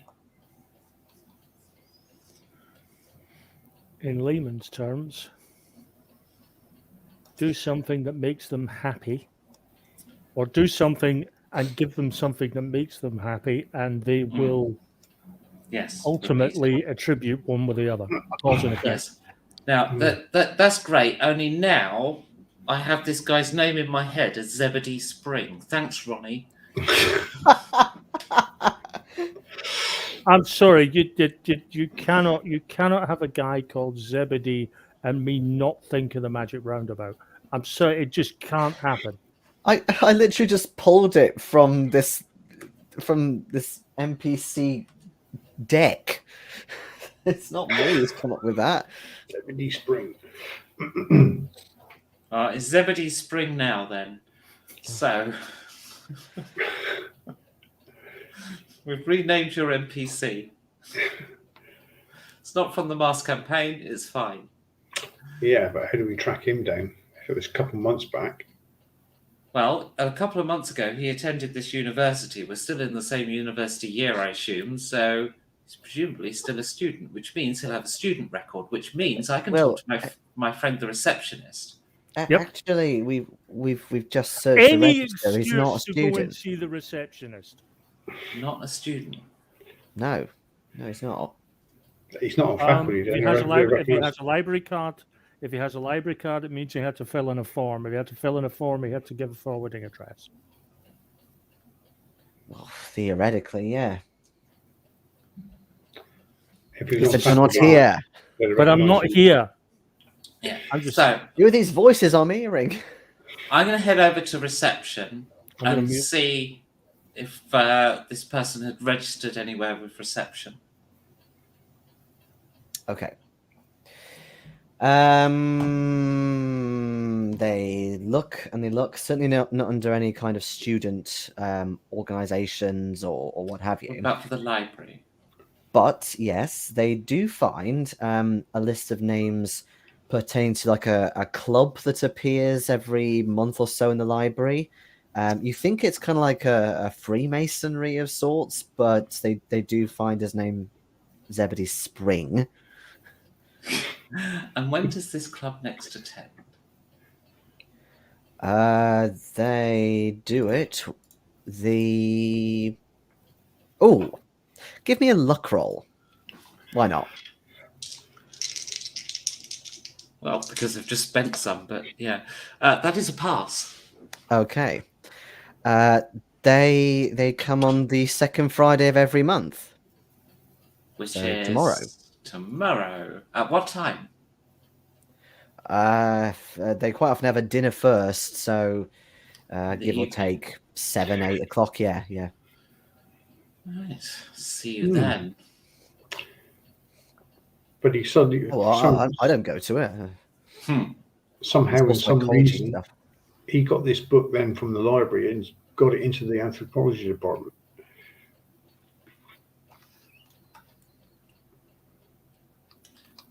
Well, probably because he just put that book down, having taken the pages he want, and then went rummaging through the anthropology section, because that's a likely Unless he was follow-on reading. looking for more detail on the tribe he was trying to influence. Possibly. He might even be of the tribe, who knows? We'll find out tomorrow when we meet him. Let's not speculate too much before then. Nonetheless, I think we should have the others here covering the exits when we go in. Speaking of which, are you now heading back to meet up with the others? Yeah, it's about time Yeah. we get them some screen time tonight. Okay. You've had a busy day. Yes, you have. So yeah, Liu, you're still a little bit shaken actually from your session where they've kind of tried to get a spider, a small spider, but still a spider, to walk on your arm without you flinching or anything like that. They had to kind of put it away again. Oh, maybe we'll try again tomorrow and all that. So you're not feeling in a particularly good mood. No, But yes, the others congregate back at the hotel. What do you do with Dodge, by the way? Because he's happy to go separate ways if you explain what's actually going on, but he doesn't 100% know what's going on. Well, I didn't speak with him firsthand, so I believe McNairn who invited him this morning. I think he should remain for the evening meal. I think if we're going to ask for his help, he should know what the hell he's getting himself in for, because we know what happened to the last person that we didn't tell. Well, the only thing is he knows the area, doesn't he? He's been Yes, he's been doing archaeological he knows digs. the area. He's an archaeologist by trade. I think his skill set would be useful. His knowledge of the area and his knowledge of archaeology, I think, would be useful. I suppose we could ask him to start making a list of Will. stuff he needs for 350 people. What are you saying? I can't navigate round a steak? Or actually, no, we can't even have steak. There aren't any available. Oh well. Let me think. I'm sure there'll be a nice fish place somewhere we could go to. Yeah, actually, there is one down the waterfront. If you like fish. Okay, That's fine. be fine. Be a change.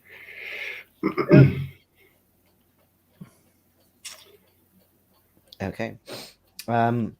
So, yeah, you head to a rather nice restaurant, although it's a bit kind of cheesy in some ways. There's a big whiff of seafood as you go in. There's like a sizzling. You think maybe there's like potatoes and things that are being boiled, and Can't be cheesy. So- There's a shortage. oh yeah. But one thing that you do notice is it's actually rammed in here, and they explain, well, there's not many steakhouses that are really doing much at the minute, so everyone's coming here for fish today. They're a day early, but yeah. Table for 5, please. Yeah, so I see. It's going to be a bit of a squeeze, but we can get you in.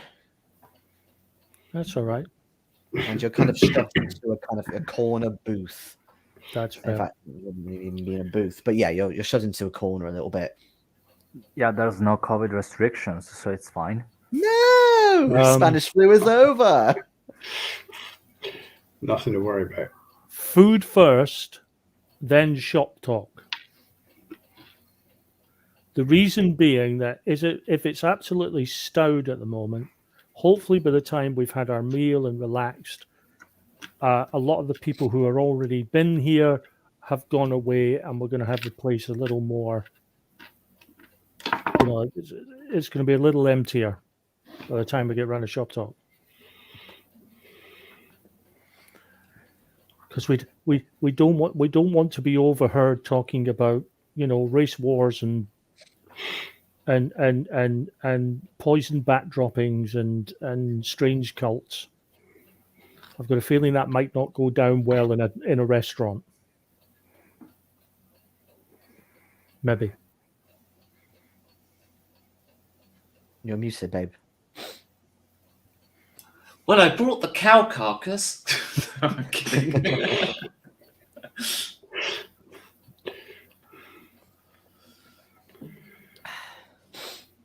Okay. So I guess, yeah, you get some grab and chowder down. Dodge does not order shrimps on the barbie, if anyone is wondering. I am disappointed. I know. Get some just whatever the chef is implying is the special of the day. I know that they're swordfish today, actually, mate.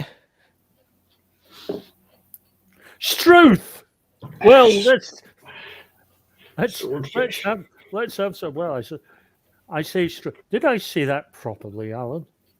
Yeah, pretty close. That's well. Yes, yeah. I'm just trying to sound like a local. Yeah, I got that. Yes, I'll have some swordfish. What, more than one? Well, How big are they? I mean, they're big. They're massive, mate. Yeah, swordfish. Oh no, I know how. No, I know how big swordfish are in real life. Character's asking, how big are they? Yeah, he's sort of slowly widening his. I suppose it depends how old you get, but we don't really tend to serve a whole swordfish to a table of 5, maybe a half. Bloody Anyone hell, else they for are big, aren't swordfish? they? Anyone else for swordfish? Yeah, I'll go for swordfish. Yeah, same. It's Lin? not burnt and bland, I'm afraid, Lynn. Have you got anything more bland? They We'll do have to bring sort- out a big bowl of potatoes, like roast potatoes. We'll have the swordfish, please. Yeah, sort of, Yeah, Yeah. so they bring out like half a swordfish, all kind of nicely sliced and cut up for you, and then there's some big potatoes. There's some sauce to go with it, veggies. Hmm. It's a pretty it's a pretty decent meal actually. It's a good one. I mean, I know you had food last night, but this one it really fills you up.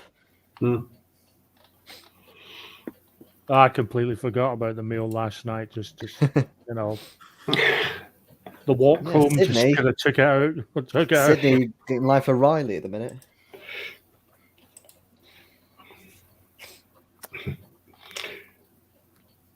But yeah, that's not bad actually. the crowds do eventually start, disappearing. People have had enough and they're making their way to wherever, or maybe going home, something like that. It's still fairly busy, but at least you've got some breathing room now, compared to how it Good. was. Yeah, because the minute you said stout, I'm thinking shop talk's not an option. So has Dodge been with you all day, Andrew and Lou? Yes. He has. So he knows Yes, how I far have. in. You know how far inland we're going then. Well, I sort of now, yeah. Not Yeah, being I bring them up to speed about exactly where on the map the coordinates indicate. well, Dodge was there with you. Yeah. Hmm. No, I'm Any talking oth- about Lynn and Alan. They weren't Oh, with right. me at the Yeah, time. we don't know yet. Any idea on routes or how we get there? No, that is going to be. It's not really a case of we can plot a whole route from A to B. What we're going to have to do is probably plan it in stages. I definitely think that using the canning route is a good idea, at least for part of it. I suppose it depends how fast you want to go there as well. So, if we want to go fast, then more direct is the obvious thing, but at the same time, that's potentially more dangerous. But like I said, it'll have to be in stages, so we'll have to stop and plan our route for the next 100 miles or so, then go on, and etc. When you're in that part of the world doing a dig, do you use any guides, any local guides or anything? Guys, Or- I've had an idea of how to get 300 people there, and in fact, to get a town built there. Wait, sorry? We're going to do a gold rush. 300 people? Yes. He sort of looks to the two of you, Andrew and Alan, and what's she talking about? Well, I don't know who this man is. I'm not actually that fussed by him, but This gentleman is an archaeologist. I think he could be useful. to us. I know we've never Right. spoken, but we are all on the same expedition, so you can at least tell me your name. So what do you think? We'll do a gold rush. You never said you're into gold. No, Is no. that what it's all about? Look. In order to succeed in what we are doing, Dodge, we are going to have to David, just call me David. Dave. All right, Dave. No, David. David. Right. Listen, David. All we have to do is we are going to need a mass amount of people to succeed in what we're doing. I think Lynn's idea is interesting. I think it's possibly unworkable, but I can't think of a better plan.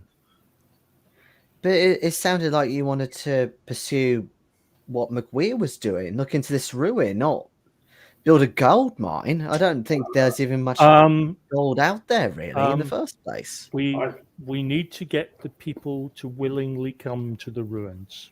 I think Miss Lynn's idea is to use them as labour to uncover the city, maybe. get people there. So you're serious about digging the whole thing up? We'd rather have the men and not need them as need the men and not have them. He looks at you with a bit of like you're quite naive, and says to you, I know that I'm sure in some places of Scotland you can get lost, but if you're taking 300 people out into this desert, do you know how much water, how much food you're going to need for that? Yes, and that's why we're going to build an entire town. That's why we need a gold rush. I'm so enthralled by all this. I'm not saying anything to see where this goes. To see But- how much it takes him to say, "Go fuck yourselves." You're Well, I was out of your wondering- mind. He's getting there fast. Yeah. I was wondering, next time you go for treatment, you could perhaps take Lin with you. What's wrong with this idea? I think it's great. Like, we'll have infrastructure built for us to make the journey easier. Yeah, no running water though. What's the point of gold- building a city where Gold people Rush cannot drink idea, water? The Gold Rush idea There is is water. possible. I- Gold Rush idea is possible. The build I a don't- town is going to take more time, I think, than we have. I don't understand. Have I been misunderstanding you this whole time? Is it just been about gold and No, There's no gold. mining? Well, that's what I've been saying. There's nothing like that out there. It's all on the Honestly- coast. honestly, this is about saving the world. Oh, no, he's lost him. Oh, waiter, can I get another beer, please? Make it two. You're gonna have to slow down because I am very confused. Okay. I'm not gonna lie. It's about saving. Yeah, I heard that bit. As in, just slow I'm as slow as your I can say it. thought process down so I can catch up. Right. First, you go from Arthur's diary and what he found to a gold rush of 300 people and building a city or whatever it was you said, and then saving the world. Yeah, the gold rush is just a pretense. Yes. So don't get hung up on gold. Well, no, it's not my thing. I've never been into that kind of thing. Neither are we. It's a waste of time, frankly, but also Neither just are it's we. bad business there at the minute. Look, in order to succeed in what we need to do to protect this planet, we need to get 400 people to get to that site. Yeah, minimum 400. Now, as much as I would love to believe in the utter decency of humanity, I do not believe for a second that we will get 400 people if we tell them, would you like to come to the middle of nowhere to help save the world? However, I do believe we can get 400 people, if not more, by telling them there's gold in them there hills as a pretext. He nods, but he's definitely showing signs of blankness on his I face, don't and he think says, you've explained what it is that our mission to these ruins is out to achieve This this is time, have you? what I'm trying to tell them. I now get what you're saying about these 300 people, but I still don't know why Why want we'd need that 300 people. many people and what this hell has to do with saving the world. Is there some sort of... Is it sitting on a natural disaster? Is it on a volcano or something? You know more about this than you were leading on. Kind of. What do you mean, kind of? Kind of. I'm sure Lynn can fill you in. Me. Well, it makes a change for me saying, right, Alan, your turn. I shall wrap it up in Chinese mysticism, right, in my description to him, so that it sounds more plausible.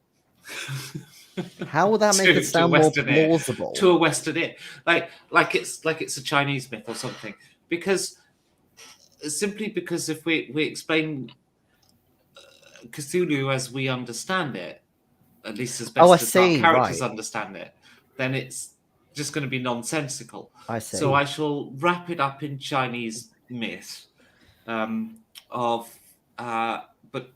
but what we have learned in the modern age is when we use the term of dragons and gods of old, is that these are actually entities that do exist in our world today. And there are groups of people who are trying to bring around these apocalypses. I say as I conclude my narration of some made-up Chinese myth.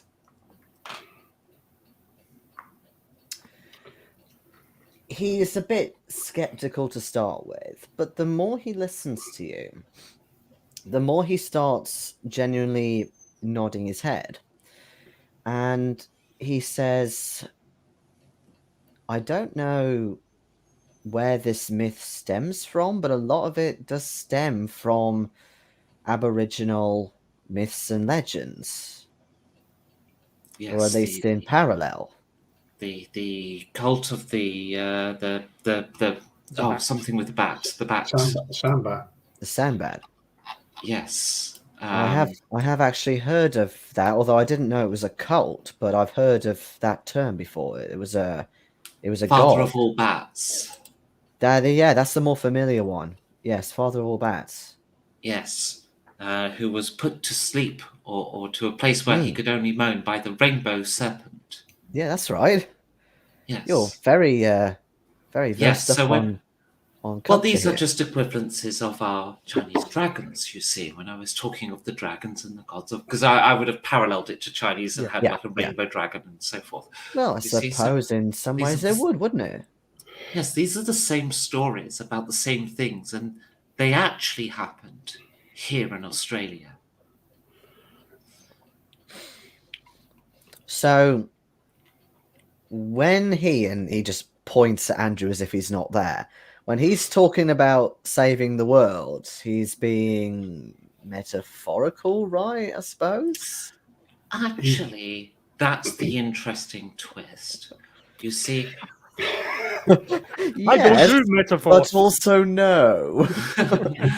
you see, and I'll go on to a little bit of Chinese mysticism about some ancient wise Chinaman type thing, playing into all the tropes, and then bring it around to, and so there is this ritual or spell, ancient Chinese magics, which it turns out are also Aboriginal, but we have different words for them, you see, and these can actually rebury the what's the Aboriginal term? The many-thinged bat. Father of all bats. But he kind of takes a quick look around, maybe to check that he's not going to offend anybody. But you don't actually believe this stuff, right? It's as you said, it's mysticisms. I lean over to him and said, "Look, I haven't been with these people very long, but let me tell you something. This shit is real. Since I've been with these people, I have seen stuff that would turn you English." I mean, my great granddad was English. Yeah. So they would. Yeah, we've seen stuff that could scare you right back to your ancestor. I think when you see the city, you will believe. But you sound as if you've already been there. No. Well, No. You still need more. Well, that's the interesting thing. You see, these myths aren't just shared in ancient Chinese culture and Aboriginal culture. You keep saying shared that. In Kenyan culture as well. Kenyan? What, in Yeah. Africa? Yes. And What's that got to do with over here? we haven't been to this city in Australia, but we have dealt with this in Kenya and in Shanghai. Well, But it also not you needs doing. personally. No, I know, but I'm talking The about Royal we here. Investigator Yeah. we. Yes. And it is only Australia that is left to do. What do you mean left to do? Well, To we've rebury made the father of all bats. we have performed this ritual, this rite, to let the gods sleep in all these other places, and we only need to do it here now, and he's sleeping permanently. Or at least by the time he wakes up, we won't care. At least until the next idiot breaks the bloody seal.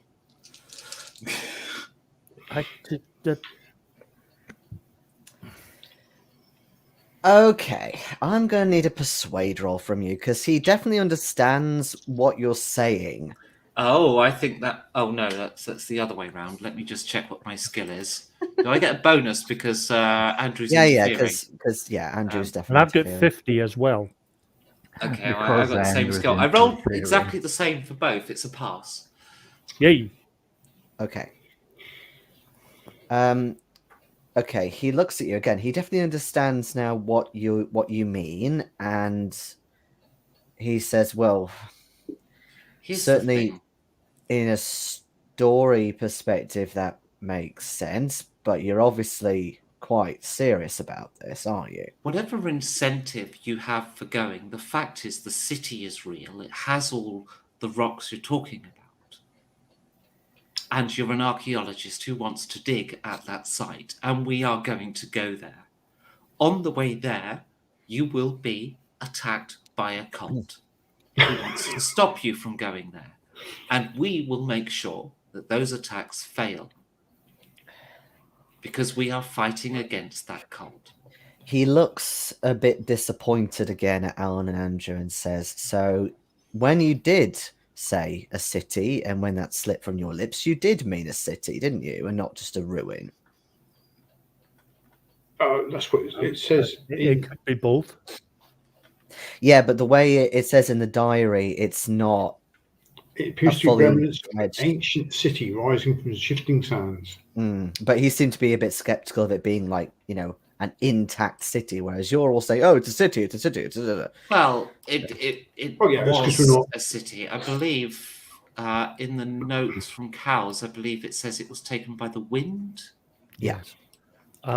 We Taken by the- we did not want to say categorically because we're not archaeologists. You are the person who will be able to look upon this site and make that determination. Why should we rob you of that? I'm only The city calling is it destroyed. I'm only calling it a city because instead of saying ruined city all the time, Okay. buried city, I'm just calling it a city. I don't mean there's a cab on every corner and. I wasn't sure if you were bleeding information from the drawings that you saw, and it's a city and blah blah blah. But living winds blew down the gods and overthrew them, destroying their camp. What would the explanation the team is giving now? I don't think a description of the swapping bodies with Nithium would actually go down well at the moment. Probably not, no. But he says, "Well, like I said, you obviously know quite a lot about this city or this ruined city, and more than I thought. What I'm most concerned about now is that we actually get there in one piece, both because of these supposed attacks that have happened, but also from everything else that happens. If you go wandering off into a desert in Western Australia, it's dangerous with or without anything else interfering. So we're going to need more help, or at least more expertise." Yes, absolutely. That is why we need to create interest in going there. See, I would do opals, but the only opal farmer I ever met was broke. But why do you need Opal 300 farmer. people? We don't need 300 people. Maybe We do maybe for the ritual. 30. We need 400 people. Oh, Is it yes, 400 this, for the ritual? Yes, No, it's ritual. 300, but some, I'm assuming we're going to need spares. Yes. Yeah, and again, 300 is nice. 400 is better. I was just An thinking, entire actually, town is better yet. when Town is better yet. when Jason mentioned drawings of the city, we've got Johnny with us, haven't we, as well? Yeah, he's probably actually at this meal with us, isn't he? Unless we left him behind. I would assume he would be, perhaps, but I mean, if we want Aboriginal contacts, there's an inn right there. If But I he's forgot sane what it enough was to about, hold a actually. conversation. Well, yeah, there's. I mean, he might, if he gets involved in this conversation about cities, he could be well off. Couldn't he? I mean, never guy is never going to talk to us again. Yeah, perhaps he isn't there for precisely that reason. We just leave him in his room, bring him nibbles.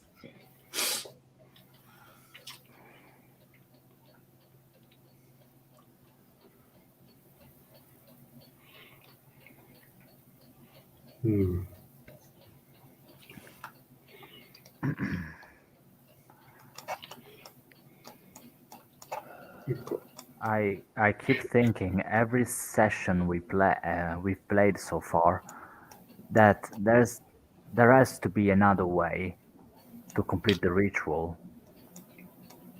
but I cannot figure that out. I can't think of any other way of getting that many people into the desert. No, not to the desert in general, but to find these many people to willingly donate part of their blood. We either have to get people who are religiously inclined to do it because they believe in the story of the rainbow snake and the father of all bats. Well, Can't the do too Aboriginals, much. That limits us to Aboriginals. Or we have to get white people out there. And we're going to do that. They need to be financially incentivized. That means either paying them or promising them riches. How are you going to get them to take part then once they're there? That's the trouble. Well, it's got to be a multi-phase plan. The first part is to sell a convincing lie about a gold discovery out west. As you're discussing this, I have a cheeky thought about how we might get the blood ritual, but it's a long shot. as you're discussing this, Andrew and Liu, since you're kind of facing towards the door, you notice there's two white men who are kind of getting up, they're getting their coats, and they kind of hover near the front desk to pay. But Liu, you notice that one of them in particular, while the staff is kind of ringing up their bill, he's looking towards your table a bit too long for what is appropriate. I tell the others by slowly hitting the hands on the table to lower the voices because we may have drawn some attention to us. Take a good look at the guy. Yep. As Give him soon a as staring contest. yes, as soon as you kind of stare towards him, he tries to look away. I keep staring. Yeah, he kind of makes a move towards the door to wait for his friend, and then they both disappear through the door together. Do we notice if they came in after us or were they already here? Given how busy it was before, it's really hard to tell. Well, the question is, do we follow? Who fancies some fresh air? I fancy some fresh air. I feel a good walk after a nice meal is just a ticket. Yeah, same. Let's throw some money down on the table and head out. Okay. Okay. Doing some rolls.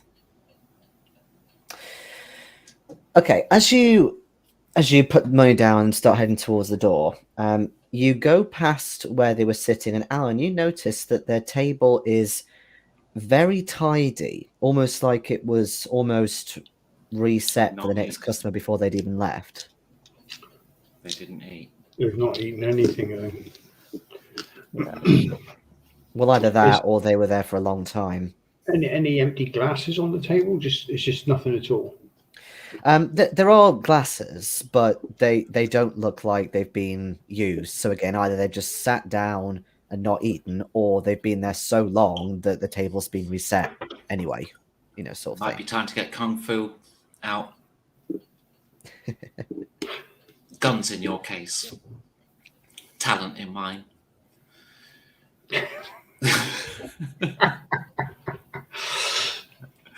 Humility.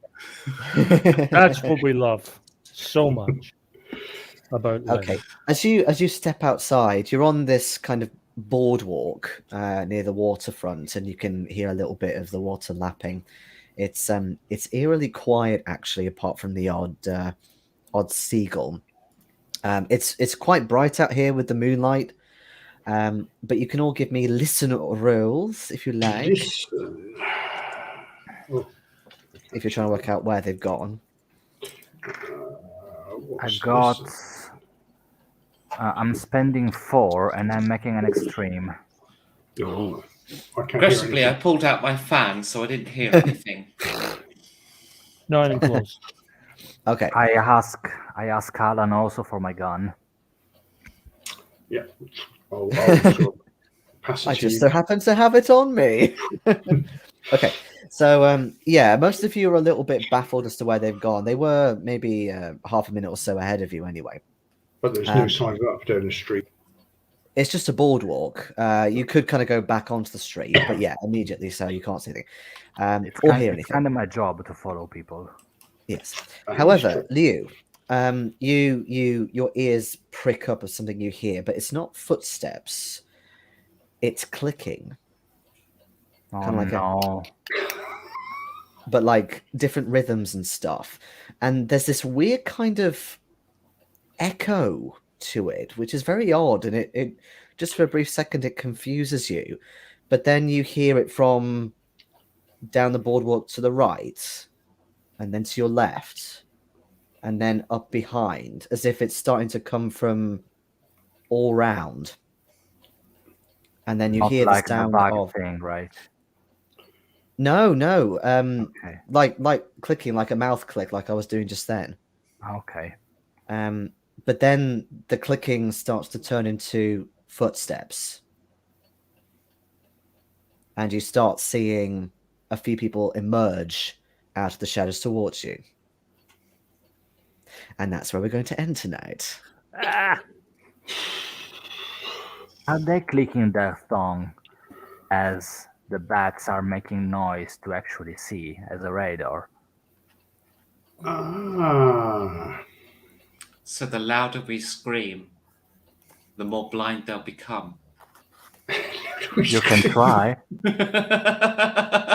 Well, that sounds terrifying. We could just fire the guns in the air then. Well, that's loud. But yeah, that's Okay. Well, I hope you enjoyed that. Yes, you did. Wow. It did make me laugh on Saturday when Phil was like, "Oh yeah, Sydney is really safe." Yeah, well, not anymore. In Sydney, surely. It's miles away from where we need to be.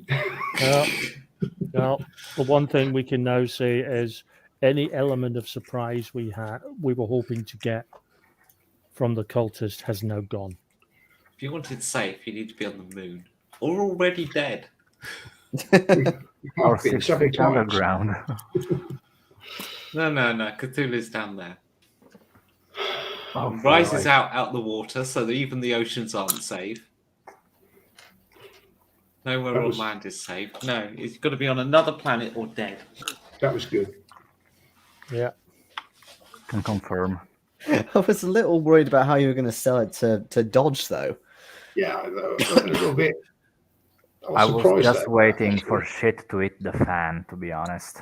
I was surprised we told him so much. I was afraid we was just going to scare him off.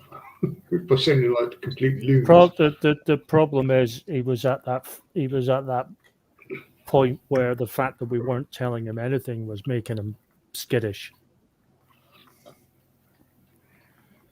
plus. Well, as I've said to him, we've got the same goal.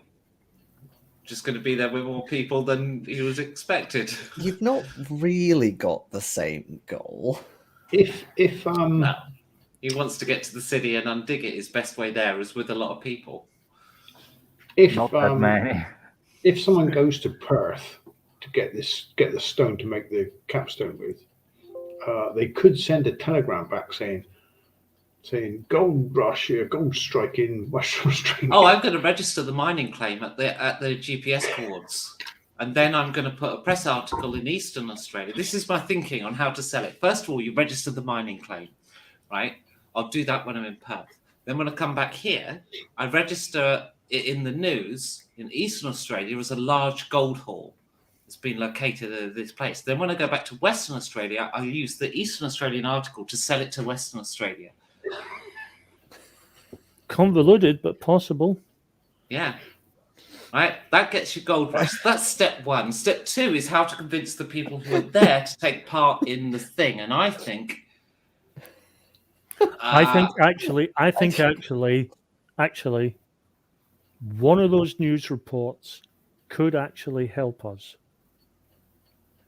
If we sell on the notion that there's been a case of something like typhoid or measles or something in the area, and we need to take blood samples from everyone to make sure they're clear. No, they have to be willing for 12 hours to do the chant. That's the thing. As long as we can sell 12 hours, I think we can do it. What, chanting for 12 hours? We'll tell them it's a Cure home. typhoid. We'll tell them it's a homeopathic remedy. The vaccine only works if you do this chant. I knew it was out there. It is the era of snake oil salesmen. But Yeah, I think that it might is. be pushing it. 12 hours of chanting is it's a bit witch doctory, frankly. Yeah, it is. Yeah. Still, this is reminding me of Underpants Gnomes. It's like, Phase 1, promote gold rush. Phase 2, Phase 3, profit. Phase 2 needs to have the details worked out. Yeah. Yeah. But, once we've got people there, we've got a captive audience who can't leave and aren't earning any gold. So people in that situation might get desperate. Pay them for blood. Yeah. And we could just pay them to do it.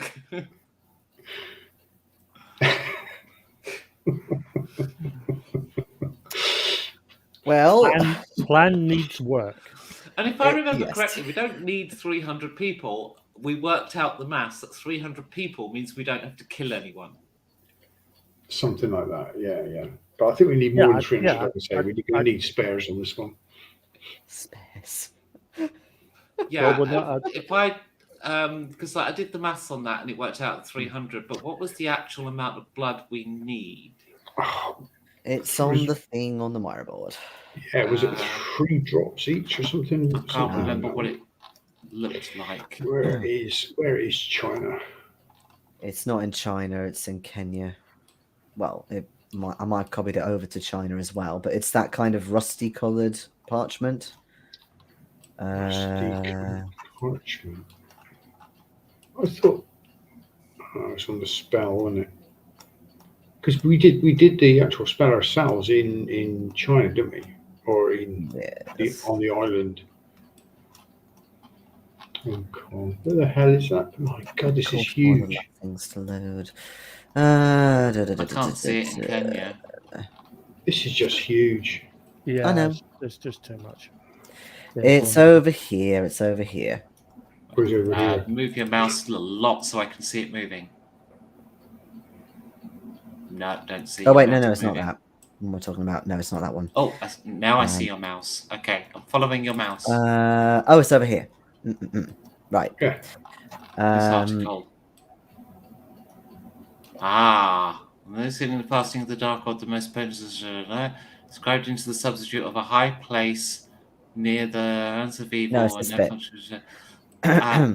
At moonrise, the blood of an innocent must fill the pupil of the eye once per drum beat. From then to moonset, as the first blood is given, chant the words Sama, Sama, Te Yo, Sama, and continue until the moon sets. When next the moon rises, the eye opens to ward and to guard. Gather the friends of good to work this wisdom, for too few shall surely fail. The wondrous eye must not first burn where evil beings or creatures lurk. Only one incorruptible eye may guard a location. The blood for the pupil of the winnowing eye must be fresh. All who chant must detest evil. Oh, balls. See, it's not enough to get a gold rush. The gold rush might actually. We need a religious pollute the gold breath. rush. Religious gold rush. I think we should end the broadcast. Who's doing the recap next week? Sure, I am, mate. I thought it was Giorgio. Fantastic. Well, we Wow. shall see you on Monday, but before then, we shall see you on Saturday for AFA. Yes. Building up to the conclusion. Could The- even be the conclusion. The first part of the conclusion, Pleasure. part A. It's either the whole conclusion or it's part one of the conclusion. Definitely we're into the finale. All right, well, we will see you then. Bye-bye.